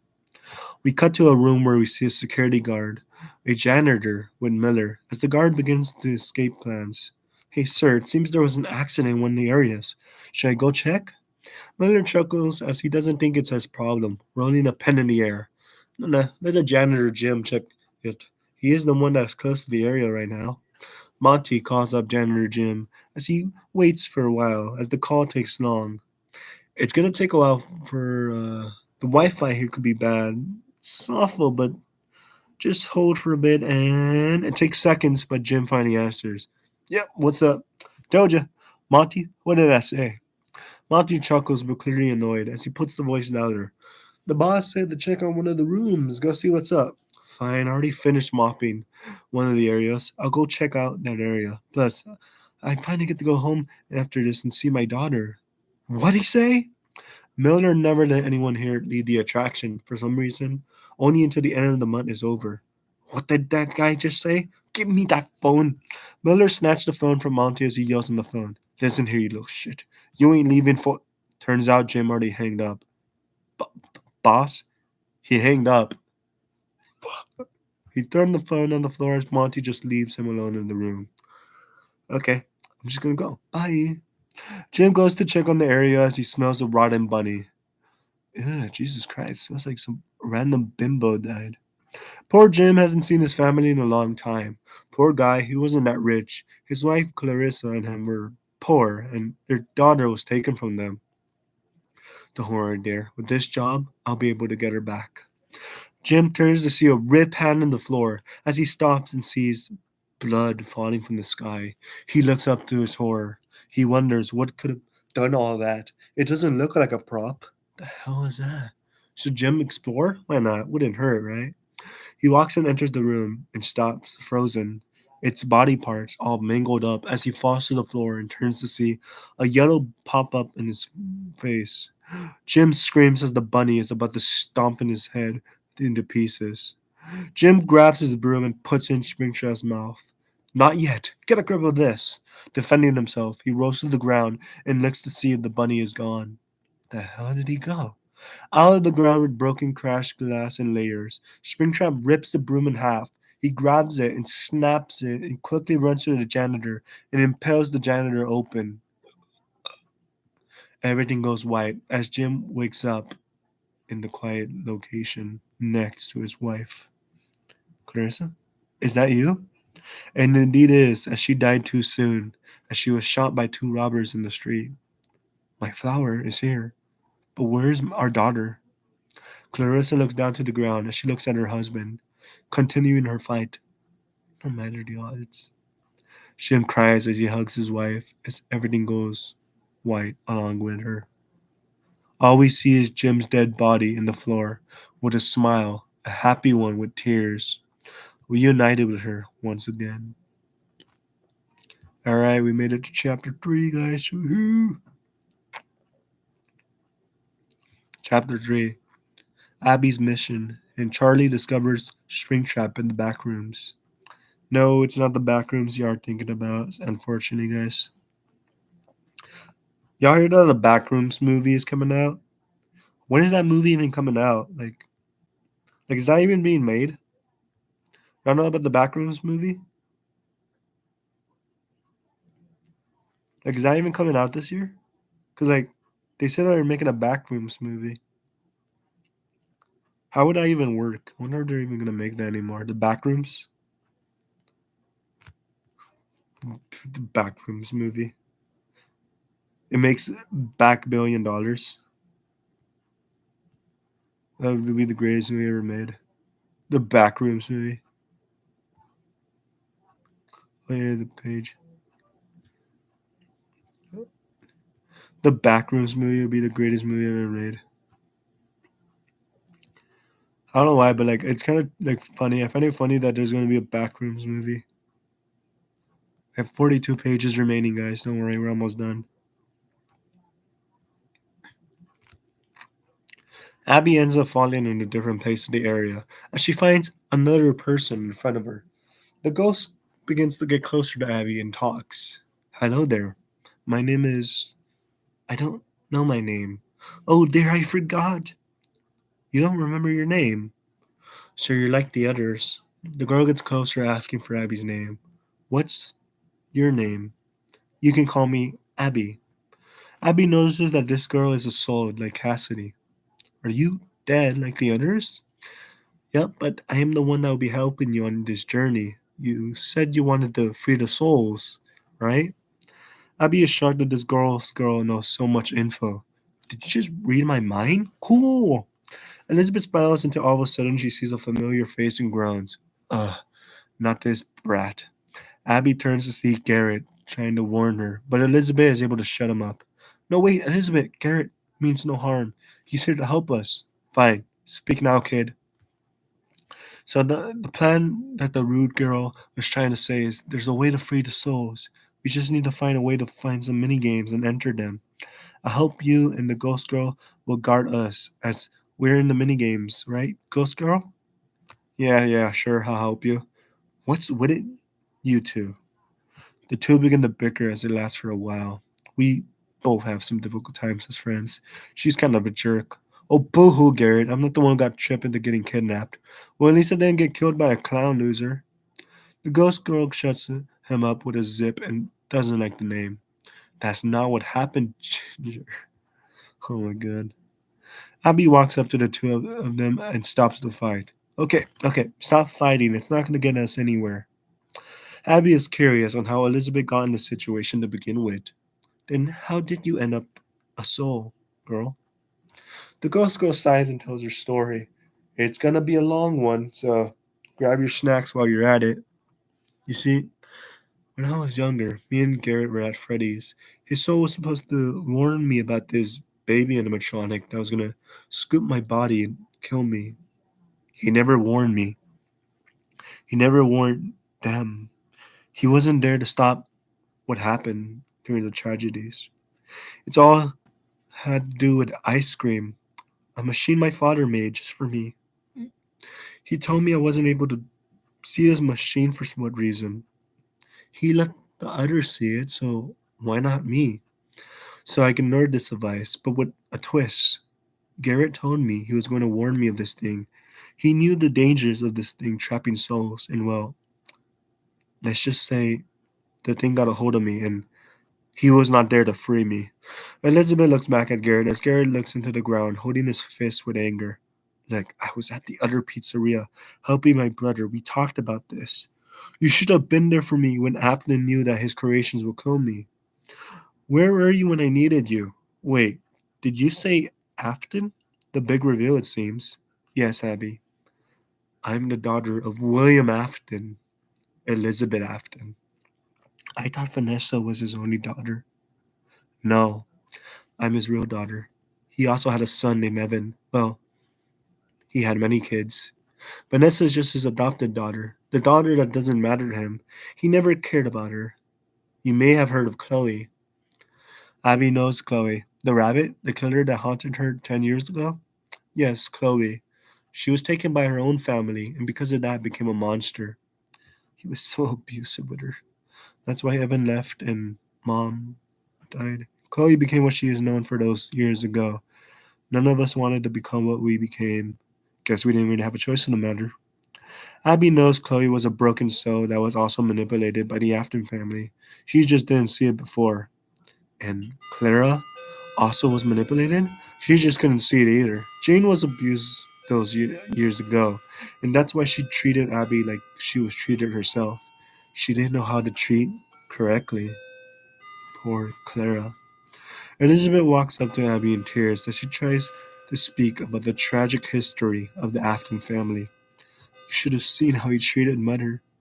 He is the one that changes the story to make him look like the hero. In rich reality, he's the monster within, always lying to get his ways, a manipulator at best. Abby's in tears, hearing all the madness that William has done. He is sure a terrible man. Not only did he kill those kids, he was a terrible father and a husband. I just hope my sister and uncle are okay. We're about to finish the story soon. Out of nowhere, Cassidy arrives in the distance to check if Abby's okay. Huh, Cassidy, you're here. Oh, thank goodness. Abby runs over to Cassidy and hugs her tightly as Cassidy smiles. She is happy to finally have an actual friend who understands her by her side. Whoa, hugs. You can let go now. Elizabeth is in the back, tilting her head and chuckles. Isn't that cute? Abby turns confused on what Elizabeth is on about. What do you mean by that? Elizabeth and Garrett turn to each other with a smug grin. Friendship. Do you really think it's possible to have any emotion with a friend like that? She rolls her eyes as she walks away, embarrassed at what the ghost creature has to say. You don't know my friend as I do. What would you know? Funny. We should Get going, come on. She pats Cassidy as she leaves and looks for a way out, as Elizabeth has a smug grin as Cassidy walks up to her in full anger. The heck you trying to do? Make me lose a friend? Elizabeth asks if she knows the ghost girl is best friends with her. Perhaps she can use that to her advantage. You know what? Never mind. Unless it's not like that. We're just friends. Oh, whoa, would I bother? Garrett runs off, worried, as he walks away with Cassidy. I'm sorry about her. She could be a bit cuckoo. I heard that. The two run off with them as they look for a way out. The door is shut tight. Any bright ideas, smart guy? It's gonna be a while.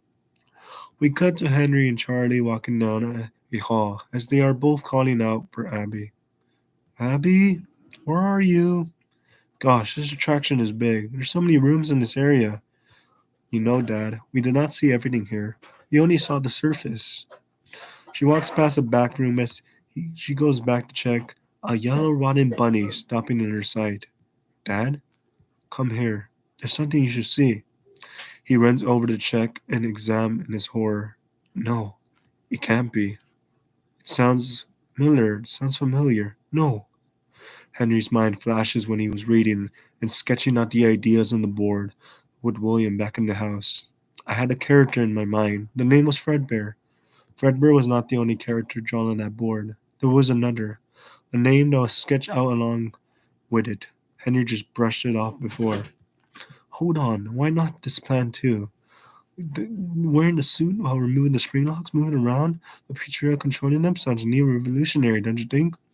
Henry saw something else while removing the idea. A yellow rabbit with a name called Dave Miller. You lied to me. To her. Are you happy now? It's William Afton. It all come back to him. He led us here. Charlie, we need to go now. Charlie gets closer as he begins to see the eyes of Springtrap twitching. She backs away in fear. Springtrap slams and stands up. Henry pushes her out of the way and gets grabbed by the neck by his old friend. Dad! He gets to the wall as Springtrap begins to laugh. Long time no see, old sport. Henry opens his eyes, barely able to question how the rabbit lived for so long. I thought you died in those burning rocks. I saw it happen. How did you? It's quite a miracle, isn't it? Especially you. We both have more in common than we thought. We just keep coming back. What are you talking about? Charlie's confused. Why does she have to do with all this? Leave her out of this, you monster. Springtrap chuckles as he grabs Henry and looks back at Charlie, crying for her father. Dad, no. Please don't. He's your father. He's your partner. Don't do this. Henry tells Charlie to run as he faces off with his own creations. Go, save your sister. It's time I face my demons.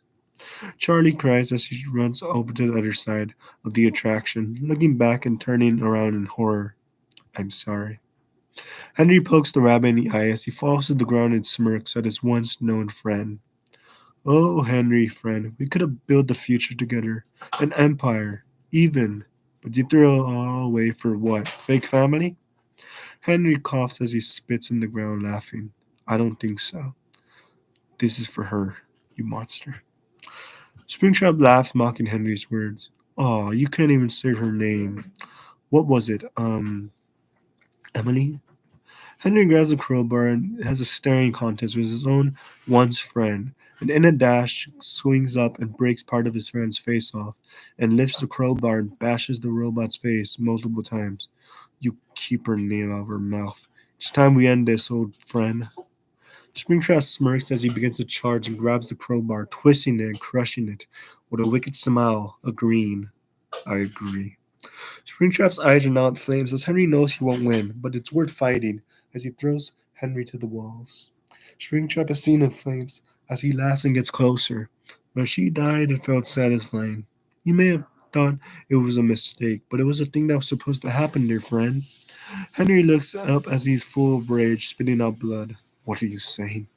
You think her death was on purpose? Nope, it was supposed to happen. It was meant to be a kind of event, one will say. Henry gets up from the crumbles as he wants to know more. You know what you did? You ruined everything. I just returned the favor.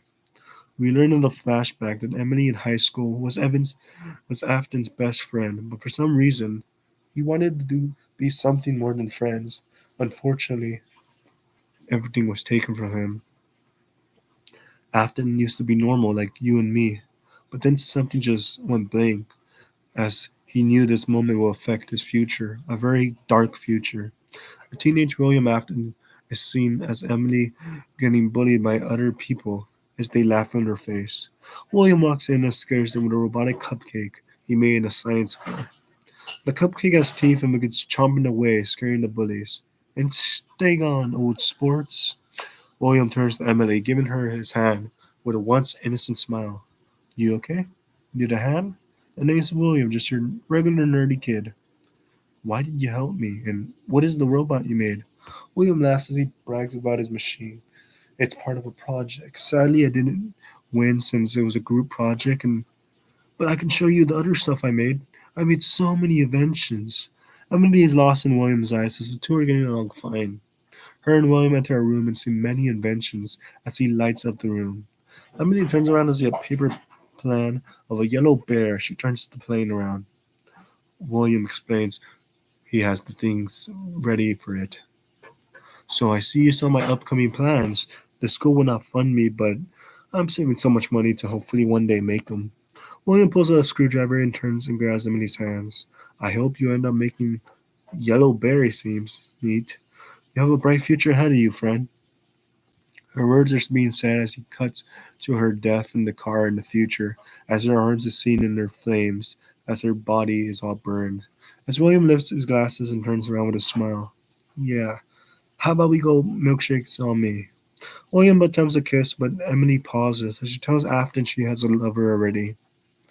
I already have a boyfriend. Sorry. She runs away as William is left alone with his milkshake, as he sees the boyfriend is his best friend Henry. Henry knew William liked Emily. He took her from him, so he was going to take something from him. The flashback ends as Henry is full of rage. Springtrap begins to run, laughing as his eyes are full of whiteness. Come on, old man. Can't fight anymore? Henry, with all the strength he has, closes his eyes and yells, I won't let you hurt my family ever again. Everything goes white as we see Henry turn to see Emily in front of him, smiling. Am I doing the right thing? Emily smiles as she walks up to him, holding his hands, closing them as tears fall to the ground. You are. It's going to be okay. Henry smiles, leaning his head next to his wife, together forever. I love you, my love. We hear his heartbeat break and stop as we see Springtrap impaling Henry's heart with his own hand as Henry falls to the ground, dead. You really thought you could stop me, old friend? We could have really been a team. Poor Charlie and Abby. If only they knew the tragic moments that just occurred. Springtrap looks up as he knows where to find the others and smiles, breaking Henry's skull wide open. Run away, see if you can hide. Charlie, we both have a lot in common. And Abby, we'll see you soon. Springtrap breaks down the door as he yells in horror with his own eyes as he closes it wide open. Run, run now, my prey, 'cause tonight it ends for real. Charlie is running to a nearby office where she is jump scared out of nowhere by a phantom balloon boy. I always hated that balloon loser. All of a sudden, she falls into a nightmare, showing her purple skin as she's crawling out of her home. Wait, let me out. Not like this. Charlie spots Abby as she's being dragged by an unknown force, trying to save Abby from Ella as she runs closer. Charlie runs to Abby, trying to grab her hand in fear. Abby, no! Ella laughs as she traps Charlie in a purple goo and makes her see Abby get stuffed in the Ella suit. She screams blood and tears for her sister. Why is this happening? Help me! In this moment, no one could hear her tears and no one could hear her screams. She screams as her eyes glow purple, as she wakes up from her nightmare and ends up in the office in sweat. She looks around and chuckles, removing the sweat off her face as she panics. Oh my god, it was just a dream. Or was it? Charlie looks at her hands and shivers as she begins to look through the cameras for Springtrap. Alright, you go. Where are you? The cameras begin to break as they restore each of them. They don't restore in time. Well, gonna have to explore again. Charlie begins to wander in attraction, punching each of the props next to her. Wow, these are gonna be easy to break. While breaking things, she turns to see something weird, writing on the walls. It feels like something she will see in those VHS videos Abby keeps showing her. She wasn't a fan of those things since it was always so dramatic. Charlie walks in to get a closer view, looking up to read the text. Give us our happiest day. You can change our fates. You heard me.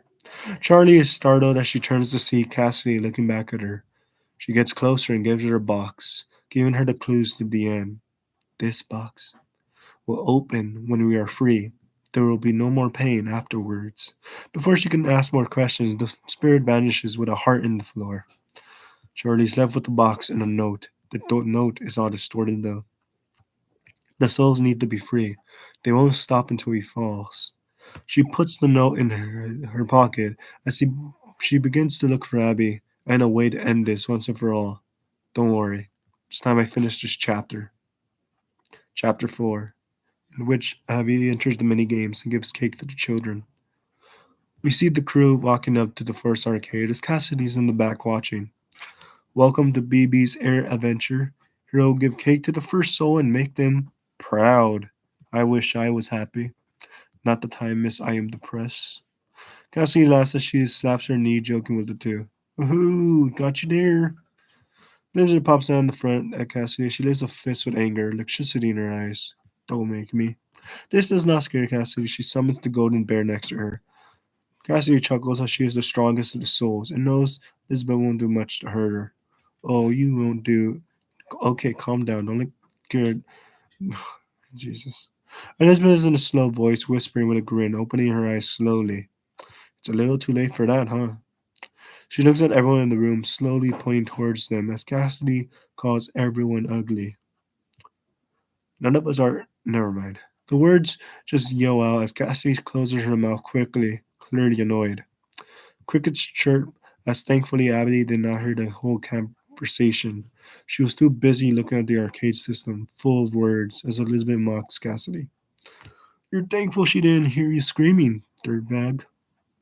Cassidy growls as the two hear Abby yell, telling them that Garrett was able to open the arcade entrance. All I have to do is double click and boom, there we enter. The crew just doesn't enter with them for some reason. Only one. I won't go in, I fear. Abby turns as she walks up to her, wondering why she refuses to enter. Are you sure I don't mind you coming along with us? She grabs Cassidy's arms as her eyes sparkle. Look, I don't think it's a good idea. I shouldn't go in there. It's for the best. Abby nods as she worries for her friend. Just be careful, okay? She hugs Cassidy as she walks into the arcade machine, as Cassidy stands there frozen as her hands shiver down. Elizabeth pops out a wink as Cassidy shows in the distance some writing in the walls. Oh, quiet you, stay mad. Just saying. While in the mini games, Garrett has to explain the whole situation to the place, as he wonders if the two will understand his words. So, rules are, the thing is, if we die in the game, we die in real life. So it's a sword art online type of situation. Yeah, wait, how do you know all that?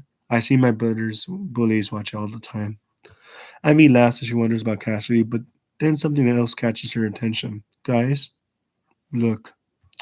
Abby points out a crying child in the area, all alone, full of dull colors. That's a child crying. Elizabeth and Garrett look at each other as they nod along. So that's the area we must go to. Garrett looks around the area as he thinks of a way to get there. Look at the balloons. I think it's a hint. Elizabeth jokes as she grabs Garrett's shoulder and jokes around with him. Nah, you think, smart guy? Abby ponders as she thinks of a conclusion of why the balloons are there. We have to find the balloons, right? Elizabeth smells something sweet, a familiar smell. Smells like cake. What flavor?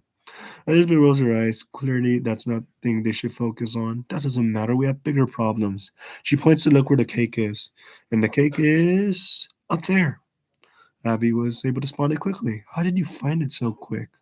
I was good at Where's Waldo and I Spy, so I guess that's your answer. Garrett wonders how the plan is going to work as he thinks of a plan. Hopefully, it'll go through as she looks at the balloons. And how are we going to get up there? We're going to have to hop on these balloons. It's here for a reason, right? Abby nods as Garrett smiles and looks at the balloons and lets the two pass by. Ladies first. She mocks Garrett and pushes him out of the way. How charming. Come on. She was being sarcastic even though it was pretty obvious. Rude. She pushes him out of the way as she tries to apologize for Elizabeth's actions. Like, I'm sorry about her, I really am. Elizabeth turns looking back with a glare in her eyes. Don't be. Not now, not ever. Garrett isn't able to fix his mistake, but he was trying his best, even if Elizabeth was not making it easy. Jeez, I'm just trying to be nice. Abby thinks that Elizabeth was being too mean and is changing her tone too far. And I don't think she's a nice friend. Something feels off about her. He gives a small chuckle. It's quite obvious he knows something that she doesn't. You think? In the distance, she waves her arms around to yell that she's found some new bouncing balloons. Hey, y'all, look what I found. Balloons. Shall we bounce on them? Karen and Abby look at each other as they laugh along with Elizabeth. Time to bounce. The three begin to bounce on the balloons as they arrive next to the cake. Look, the cake! Abby runs to the cake. As she begins to grab it, she turns to see Cassidy in the walls, all distorted. Cassidy? Is that you? Cassidy looks dull and doesn't respond, as she looks like a skeleton with no eyes. She speaks all distorted as her face looks scratchy. Why did you leave me? Abby's confused as she looks around the dark room. What are you saying? You left me. I liked you, my best of friends, and you ran away from me. Abby wonders what Cassidy's saying as she reaches out to Cassidy's hands and the hand goes all glitchy. Wait, wait. Abby's hands nearly touch her hands as she falls to the ground as Cassidy's voice is heard yelling in her mind, Where are you? Abby falls to the ground as the walls shatter in her mind. As she hears the voices yell back at her, she falls into a black area and sees a tombstone. She gets closer and reads the name. The name gives her shivers as she falls down to tears. Mike? Brother? Is that you? In her mind, she hears her brother crying out for her as her brother yells and puts her down. Maybe if you were good enough, you could have saved me and the others. Why did you not go back? Abby's heart and mind begins to shatter as Mike's full purple body breaks from the dirt as he begins to crawl from the tombstone as he yells and begs Abby to save him. Why didn't you save us? Why? Abby tries to talk back, but Mike turns to dust as the lights go out the flames and she hears a voice of scratches. She turns to see a horrifying sight that drops tears to the floor as Cassie's body hung in string as she just looks like she's crying in tears as Abby's heart feels like it's stopping. No, this can't be. Abby runs over to her as she suddenly falls to the floor and hears Charlie's screams in the distance. Wait, come back, sis, don't leave me. She falls and awakens back to Elizabeth, snapping her fingers and looking at her face. You good? Abby breathes as she doesn't understand what just happened. Was that all a dream? It can't be. It felt more like a nightmare. As she looks up to see the child looking back at her. What just happened? Was that? Never mind, where's the child? I think it's time we give that child what he needs. Don't you think? She removes the sweat as she removes her mind from her head, as she walks up to the cake and grabs it, looking at the child in tears.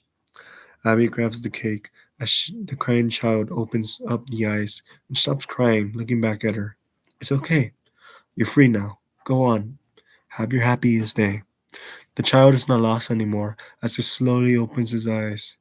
Thank you for freeing me, friend. I feel happy.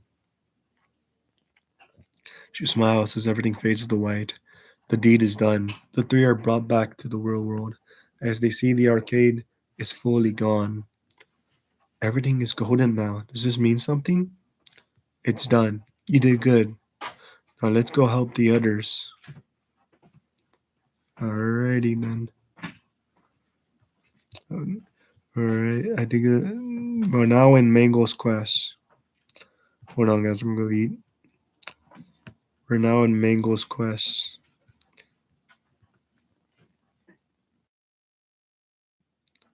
We go, almost done. Yeah.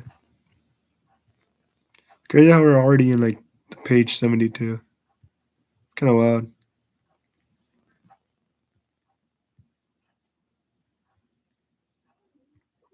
Alrighty, fine. Yeah. We're already. The rest of the page aren't meant to be like shown. Those are like deleted scenes. Those will be shown when the actual story comes out. Sorry, guys. The next arcade was a weird one, but one Abby really wanted to go to. So this next arcade is called Mango's Quest. Elizabeth liked this one, always played it. Elizabeth chuckles as she brags. You're just jealous I was better than you at the game. That's why we're heading back to this one, aren't we, Carrot? Garrett chuckles along with Elizabeth, mocking her words. It's Garrett, not Carrot. Hold on, guys. I'm actually kind of hungry. Hold on, guys. Y'all can take a food break. I'm gonna go eat. Guys, it's raining. Like, it's actually raining. That's kind of insane. Good. It hasn't rained in a long time, guys. That's wild.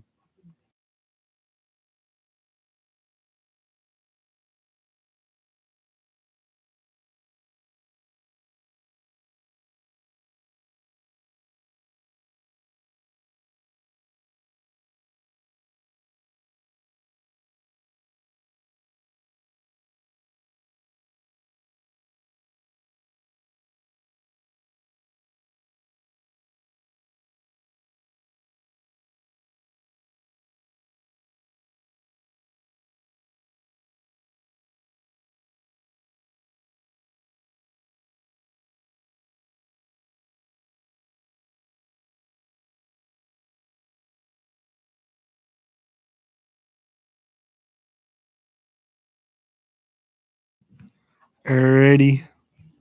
Let me see. We're gonna do some goofy shenanigans while we're at it.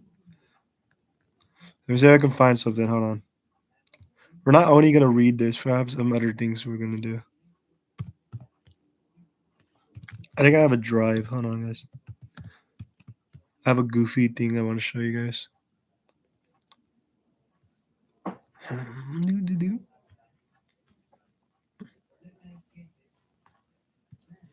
I am not. Should I share a clip from Revisited? No, I'm gonna use. No.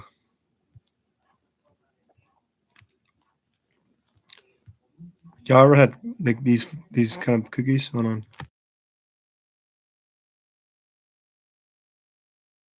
Joke, guys. I like these cookies. Like, it's kind of wild. Like, these are actually pretty good. I'm gonna take a food break. I'll be right back.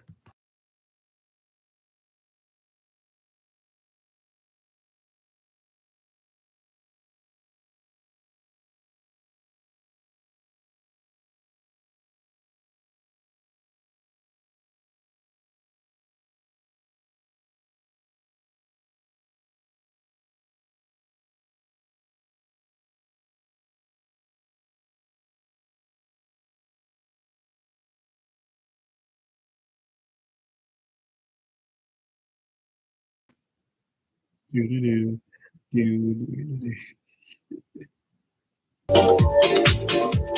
Hell yeah.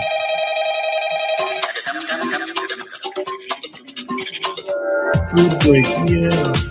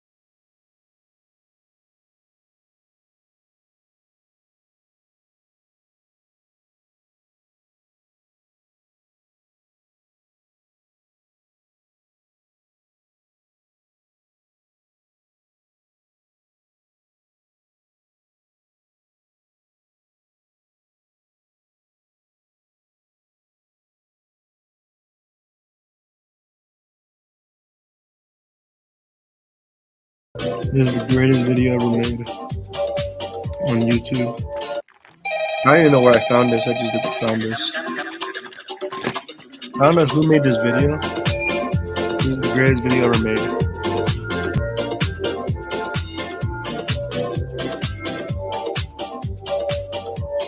The spring locks activate. That's wild. Yeah, that's crazy. Yeah. Then the spring locks activate. Imagine. All right, that's hilarious. Oh my god. We're gonna go back to the story. Oh my god.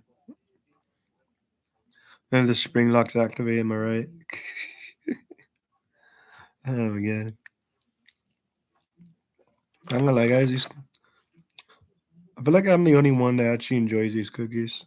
I guess. You ever had these? These are actually pretty good. I used to not like these because I thought these had no flavor. What was I thinking? These are actually pretty good.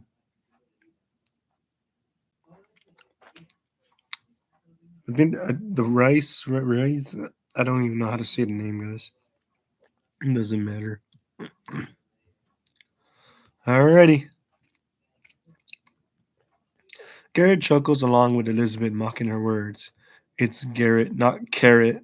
And no, we aren't going to play games. We need to help this other soul, right, Cassidy? Cassidy looks into the arcade. She looks into the arcade in fear as she shivers her eyes. Her eyes are in full horror as Garrett worries for his friend. All right, hold on. Cassidy, you good? Cassidy is stuck in fear looking at the arcade as she hears screams in her mind. Abby close close and hugs her and comforting the ghost girls. Hey, you good? If you want, I could stay here with you and you know you're not alone, you know that? Cassidy smiles, she removes the sweat off her head and knows she is calm as she no longer needs to panic. That would be nice, I suppose.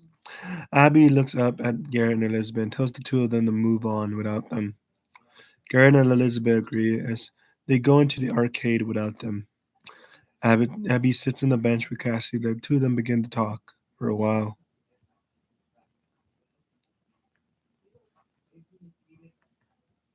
Alrighty. Cassidy, what worries you? Cassie hides her face as she isn't able to look the one she cares about in her eyes, as she worries what she would think about her being sad in this very moment. Cassidy doesn't want Abby to be upset at this moment. Hey, don't you hide your face. I like it when you smile. Cassidy uncovers her face as she looks back at Abby as she smiles. Like, I've been so weird lately because we've been friends for so long. I just don't want to lose friends. Abby laughs and chuckles. She leans her head next to the ghost girl. You never make me sad. You always make me smile. No need to hide your face. Now, let us head to our arcade while we and the others are in Mango's quest, shall we? Cassie grabs Abby's hand as she lifts her up, and the two look in the eyes. Careful now. Where to? Cassidy gives Abby the steps as they head to Chica's party, a new arcade. Here, this is the area, shall we? Abby laughs as she grabs Cassie's arms as she just dragged her to the other arcade room. Let us enter the fun time. Oh, wait! We cut back to Garrett and Elizabeth running from the mango as they were trying to get to the child in time. I thought you said this thing wasn't going to see us. Garrett chuckles as he kind of lied and turns to see the mango running at the two. Shoot, Elizabeth, run! Elizabeth looks as she spots the crying child in tears. Over there, up there. The child, how are we going to get up to it?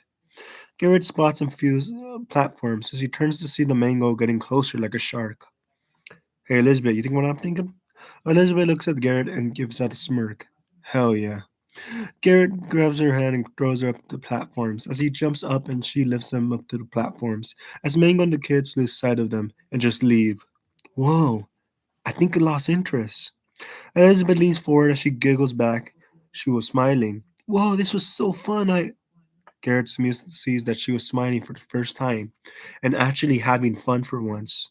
I mean, let's just go help the poor kid. She gets back up, turning around back with a frown as Garrett smugs. Was that a smile I saw? No, it wasn't. Shut up, Squirt. Garrett keeps mocking her as the two walk up to the crying child in the distance. They spot the cake and Elizabeth as she grabs it and looks down at the kid. Hey, I think this is for you. The kid opens their eyes as the soul walks up to the kid and smiles as everything fades to white. Chapter 6. Chica's Party. The moment Abby and Cassidy enter the arcade, they spot a collection of cupcakes in front of them. Whoa, look, cupcakes! Cassidy runs up to the cupcakes trying to eat them, but isn't able to. Oh, right. This is a game. Silly me. Abby laughs as she lifts her friend back up. Hey, you okay? Cassie looks around as she shakes her head. Yeah, it's good. I just really wanted something to eat. Abby laughs as she brushes Cassidy off. Well, who knows? When all this is over, I could take you somewhere to eat. How about that? Cassidy chuckles. She never went to eat anywhere, even though she was a ghost. But yet again, that doesn't matter. She likes spending time with her friend. I like that very much. She looks back to the cupcakes as she wonders what the rules of the game is. Abby quickly picks up on the rules, as she's very smart. Seems there's a bunch of kids in green shirts. I think we're supposed to give them cupcakes. Cassidy looks around as she looks back at Abby and grabs her hand and makes her running position. Well then, we better start running. Abby nods as the two run through the halls as they smile and giggle, grabbing cupcakes in their hands. This is so much fun. Cassidy sees Abby smile as her face gets goofy and chuckles along with her. Your face is so funny. When you laugh, it makes me laugh. Abby falls along with Cassidy as the two roll over to the ground, falling next to the cake as the two fall into the boxes.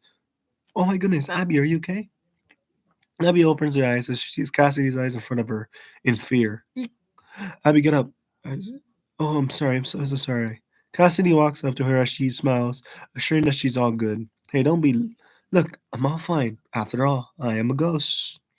Abby's eyes are in the ghost girl's eyes. She chuckles and looks back at the gifts in the distance. Okay, now that that's all over, it's time we give the cupcakes to the kids. Let us give the cake to the final child, shall we? Cassidy's eyes move around as she puts her hands in her head, laughing. You're right. We should get going. Follow me. Cassidy grabs the cake as she walks up to the lost kid and looks up to the poor soul. I think this is for you.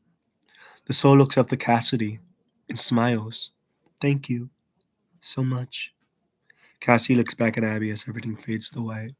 Chapter 7, Stage 1. Abby and Cassidy leave the arcade as they spot Elizabeth and Garrett laughing along with each other. And did you see when you sipped on that banana? Oh my dear, that was hilarious. I saw, but it was more funny when the other kid tripped on the mango, breaking it into pieces. You two seem to be getting along well.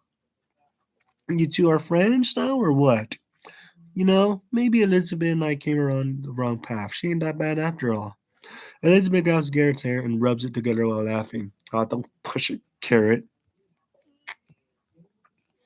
Abby looks up to see the next arcade as she wonders why this one looks so different than the others. Hey, what's up with that one? The others are curious too as they look up to the walls. It seems to be stuck up to the walls. Cassie wonders how they will enter this one, but remembers a code she saw earlier. Hold up. I think I saw a code in the other games. Let me see. She looks into the walls and presses each of the titles. 395248 and everything goes blank for a while. As Cassidy is the only one that's able to enter this abandoned area. Hold on, let me see if the music could like. This is gonna be pretty good with this one. All right. Please be aware, this is part of the mini game.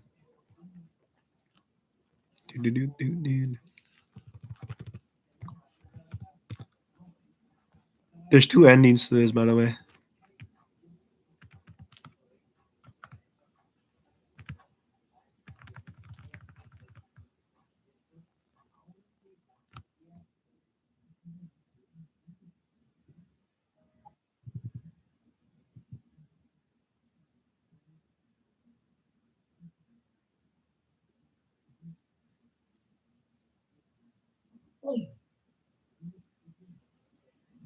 Entering the walls.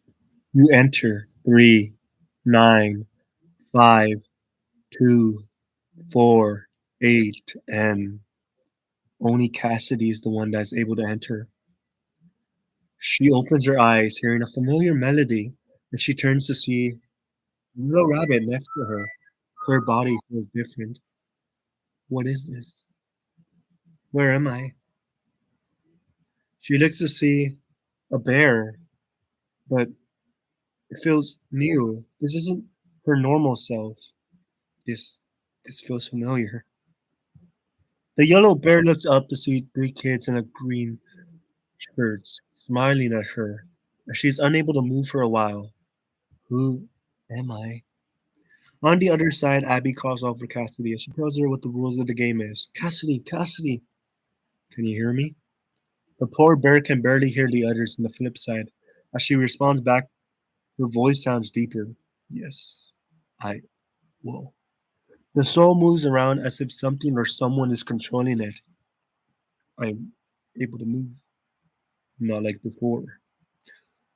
Abby's in the other side, telling the soul to keep going to the first room on the left. Slowly. The left? Okay. If you say so. Red Bear opens the left, but for a moment glitters out until the poor bear falls into the platform before and below. Abby, is this supposed to be happening? No answer for now? Strange. Red Bear falls to the ground to spot a nearby exit as the bear tilts the head around. That must be the exit. The bear falls to the exit in the bottom ground and awakens in a new room. There seems to be plenty of room for the bear to explore, steps even. Fredbear looks around and spots another room and asks Abby for directions. As she tells her to jump to the left corner and bottom center, the rest will steer through. Fredbear jumps and awakens next to a yellow rabbit once more, back to where it started, as the bear looks up for the next directions. Fredbear slides, clipping next to the yellow rabbit. As the two begin to remember memories, as Fredbear has now awakened next to the child, crying. You're, you're the one I need to help, right? The kid looks at the Fredbear, but doesn't see the soul as Fredbear, but as Golden Freddy. Thank you. Cassidy. All of a sudden, everything goes white as Cassidy is dragged back into the exit as everything goes white and blank. The end. Now we're going back to the glitch world. Chapter 8. The glitch world.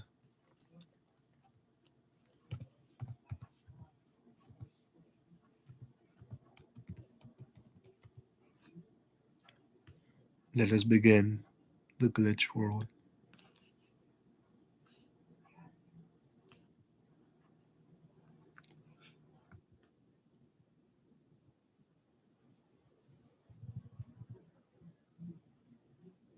Everything felt blank as a glitched out rabbit looks at the minigames, and the other worlds collide apart. Poor kid. If only did what they were.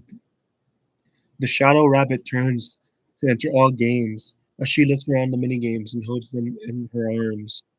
I need to finish this once and for all. Can't have more here forever. The shadow figure moves to each of the games as every one of them begins to glitch as the figure moves along with the shadows. I'm sorry, my friends. It's time to set you. The shadow figures walk over to each of the games and look around as the world begins to glitch out of control, and she knows it's already too late. Oh no. There's one more room the shadow hasn't checked yet. A purple room. The shadow bunny runs over to the room, floating over and spots a child in the distance. The very last one, the one who witnessed everything. This is where it all came back to. It's time to witness the first. Susie, poor girl. You were the one who misled from him. You didn't know any better. You're just a kid. The shadow bunny walks up to the girl crying for her dog as Susie opens her eyes and looks at the purple bunny with her tears. You witnessed the first of his horrible actions. I'm so sorry, little one. The shadow figure grabs the cake next to the area and walks up to the poor soul and hands the cake to Susie, hoping the soul's tears will end. Susie looks at the cake and smiles. For the first time in her life, she's happy. There. It's okay. You're free. The bunny gets up as her job is done. And there's only one thing she needs to do. Well, not her, but Charlie. Finish this chapter. I did my part. I just hope you're able to do yours. The mini game ends as everything goes silent for now. Chapter 9. Charlie to the rescue, and a yellow bunny arrives to the party. We made it chapter 9, guys. Woohoo! Hype! Let's go. We cut to Abby leaving the last arcade as she finally was able to save all the souls. Well, my job here is complete. All we have to do is stop William once and for all.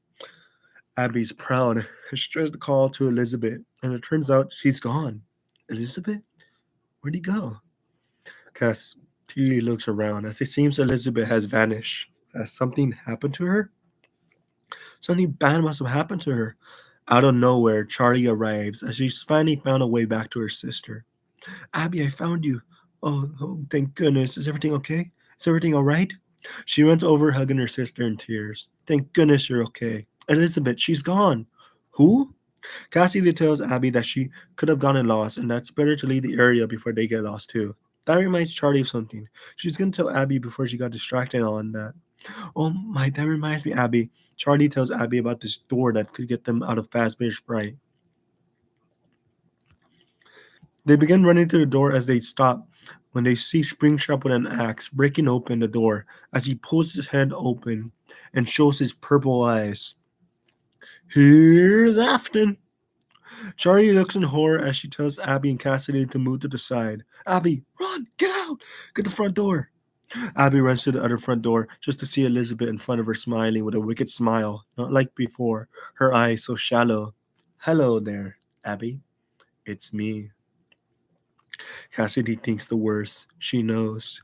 Charlie turns and sees Springtrap breaking the door with an axe as she gets back and grabs Abby as she looks at William in the eyes. Springtrap enters the room with an axe as we see Elizabeth playing on an invisible piano, laughing in Abby's face.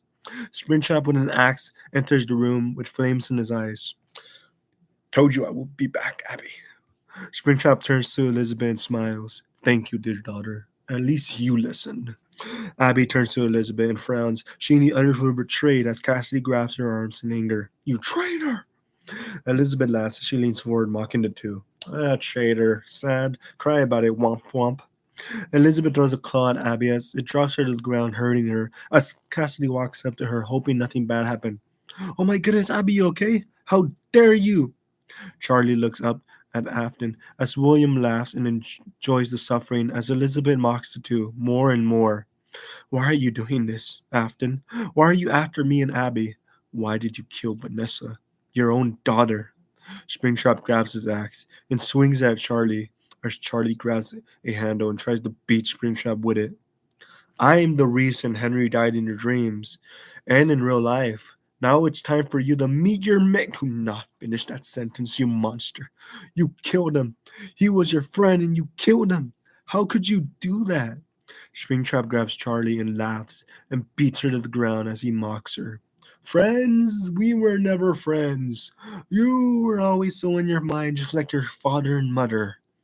Charlie's eyes get red. She grabs a glass piece and stabs Afton in the guts. Keep my mom's name out your fucking mouth. She twists the glass deeper. She kicks it right more as she kicks, flips, and pushes Springtrap to the ground. And she rolls to the ground and turns back. Abby runs to the other way as she turns to see Charlie getting pushed to the walls by Springtrap as Charlie's trying her best to defend herself. Abby, do it!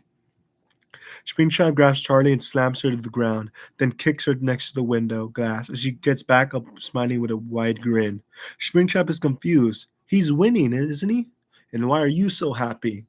Charlie sees the fire tube and tells Abby to light it up quickly as she gets back up and laughs in Dev's face. Charlie looks at Springtrap with the axe and has a plan. He's about to swing it at Charlie as she rolls and grabs the crowbar and sticks it in Afton's eye, popping it out. Miss me. Springtrap looks down at his eye as he appreciates Charlie's efforts. Smart move, old sport. Too bad it'll be your last. Springtrap runs up, not giving any time to Charlie as he slashes her eye and pushes her to the glass, knocking her to the ground. This ends here. End of the line, girl. Charlie is in for our bloodied as she looks at Afton as she begins to fade away. She hears voices in her head, a melody telling her to finish the chapter. Wake up, get up, wake up. Abby sees Elizabeth and runs up to her as Abby yells in pain. Elizabeth, stop it. Don't be like your father. I know you went through a lot of pain, but you can stop. You can become better. Don't be like him. You can become better. Elizabeth rushes over to Abby as she grabs her by the neck in rage as she tilts her head over. You know nothing about me. Abby closes her eyes as she knows what she has been through as she begins to talk about her history. I do know a lot. Your family has been abused by Afton so much. Vanessa, Chloe, Evan, even poor Clara, we're all manipulated. You don't need to do this. We're all in this together. Together forever. Those words hit Elizabeth for a moment as she keeps grabbing her neck. Elizabeth, please. Elizabeth cries as she lets Abby go. Abby hugs her as Elizabeth hugs back in tears, letting those tears go as we can see the souls of Clara and Vanessa hugging her. Just, you have friends. You're not alone. You can still have a new family. What do you say? All the poor girl needed was a real friendship, something she never grew with, as she and the others were tricked by Afton, a liar, a manipulator, a monster. She closes her eyes as the souls of Vanessa and Clara look back at Elizabeth and tell her it's time. She grasps her fist as she closes her eyes for a moment and opens them with a deep breath. I know what I have to do now.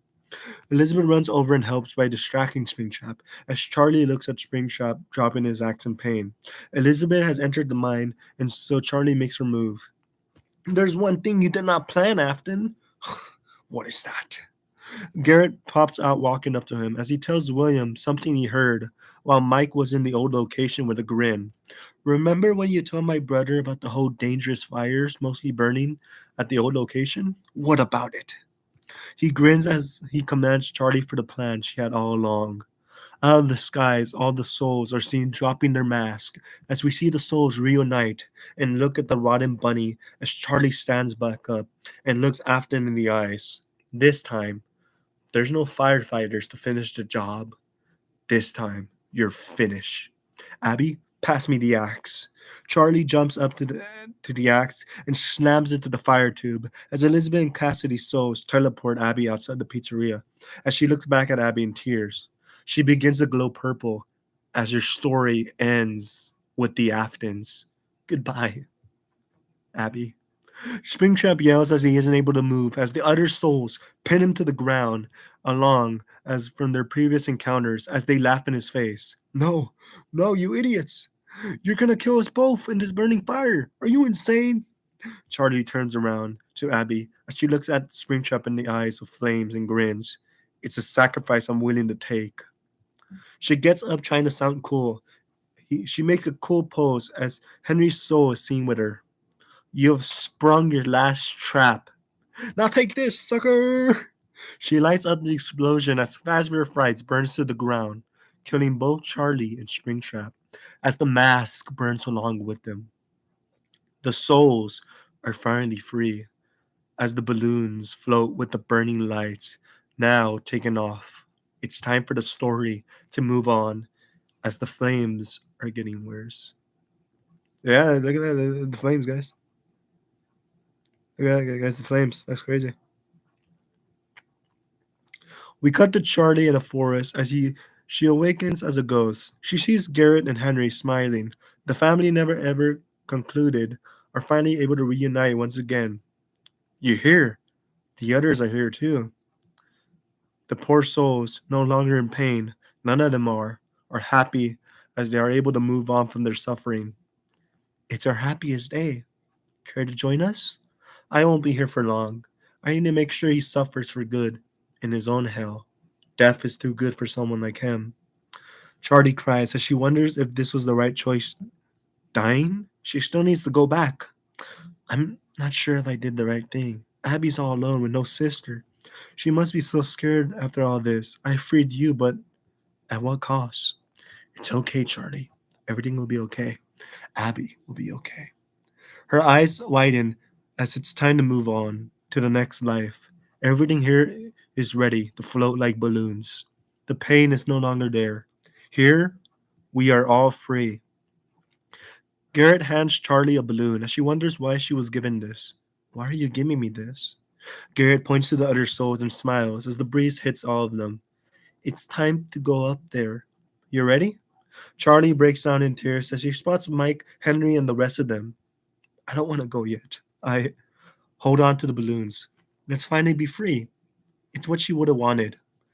Garrett wipes Charlie's tears away as he walks up to his brother and the rest of them. As Charlie and Henry finally reunite with Emily, as all the souls are finally happy with each other, celebrating free at last. Alrighty. Uh, Finally, free forever and ever.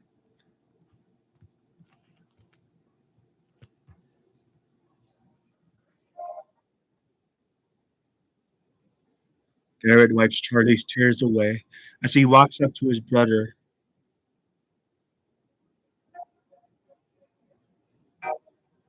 Two brothers and a soul are finally at peace as everything ends. The balloon floats as all of them are given their happiest day. The story of Five Nights at Freddy's Rewritten has concluded. Thank you for everything. You got the good ending. The newspaper shows Fazbear Fright begin to as the story has come to a near close. As the history of the nightmares of are left behind forever. We see that one guard, Monty, is still in there. Tries to escape, but is also killed. Guy. Abby tries to enter the area, but is blown away by the dust and fire. We hear car sounds and we see Cassidy arrive, where she sees Abby on the floor knocked out. Cassidy goes up to Abby and picks her up, and she gets a call. Yes, I have the girl. She's in my hands. What happened to the sister? She was killed in the fire, it seems. No need to worry. I'll bring her back. Abby wakes up in an unknown bed, and she sees a girl, happy to see her awake. Hey, Abby, you're awake. Welcome back. Abby is shocked to see Cassidy in front of her, but where's her sister? Nowhere to be seen. Poor soul. Abby cries as she wants to know what happened. Is my sister okay? I'm so sorry, Abby. Abby begins to cry as Cassie hugs you, trying to comfort her best friend. Like, I know you've been through a lot, but I promise I'll protect you at all costs, okay? Pinky promise. You promise? No matter what. Cassie laughs and tells the others to leave the room as she chats along with Abby and the stars. You know, when we first met, I thought I never was gonna have a friend. Or change for that matter. You changed that perspective. You changed all our perspectives. Abby looks into the air and then at Cassidy. She smiles. Abby smiles and wipes her tears away. As Cassidy chuckles along with her. Mike will be so proud of you. Really? I'll be proud of you. Now that you can have someone that care for you and never leave your side, right? Abby smiles. She leans next her shoulder. Best friends. Forever and ever. Glad that you're proud and here with me. That's how she's doing.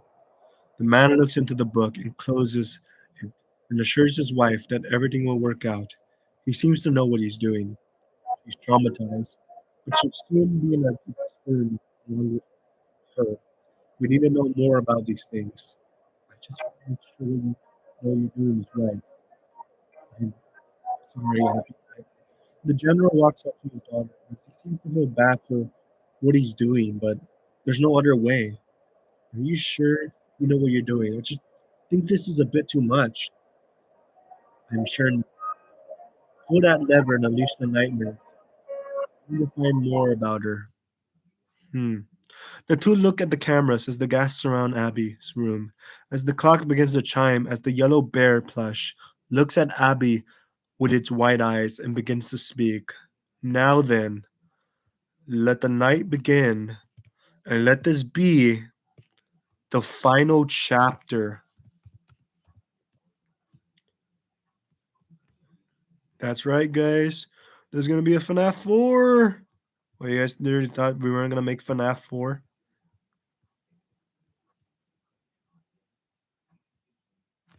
You guys really thought we weren't gonna make FNAF 4?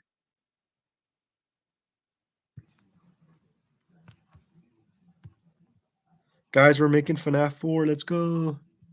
So yeah, let the night begin and let this be the final chapter.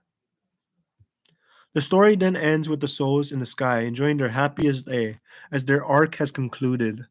The balloons are still floating in the air as Garrett gives Cassidy a mask, as each of them are all free, as they are all smiling with Garrett with the plane, as all of them enjoy the afterlife, finally free from the pain. They all float too, together forever, finally left to leave their hosts, except for one. She grows each time her friendship with her lasts throughout her life, living with the one she cares the most for. Thank you for reading our little horror story, and goodbye for now. We're in the post credit scenes, guys. We made it to the post credit scenes. Believe it or not, these have post credit scenes. It's kind of wild.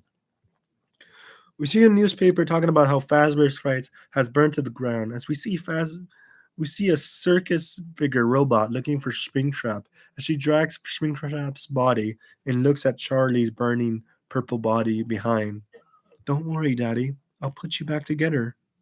We see Vanessa's body in a white rabbit suit as Elizabeth is talking to herself. Look, Daddy, we will take over the world and we will get our revenge. The clown figure eyes turn green as she turns to the screen with evil laughter. I will make you proud, Daddy. Elizabeth Afton, baby, will return in Five Nights at Freddy's sister location. The end for now. That's right, guys. And I already got Five Nights at Freddy's 4 ready, guys. Like no joke. Like I have that ready. So yeah, that is the early reading session for Five Nights at Freddy's 3 Rewritten. Thanks for the people who had an early look. Now this will be unlisted until March 31st. Five Nights at Freddy's 4 Rewritten will be ready on June 21st. Uh, good day and have a nice rest of your day. Enjoy.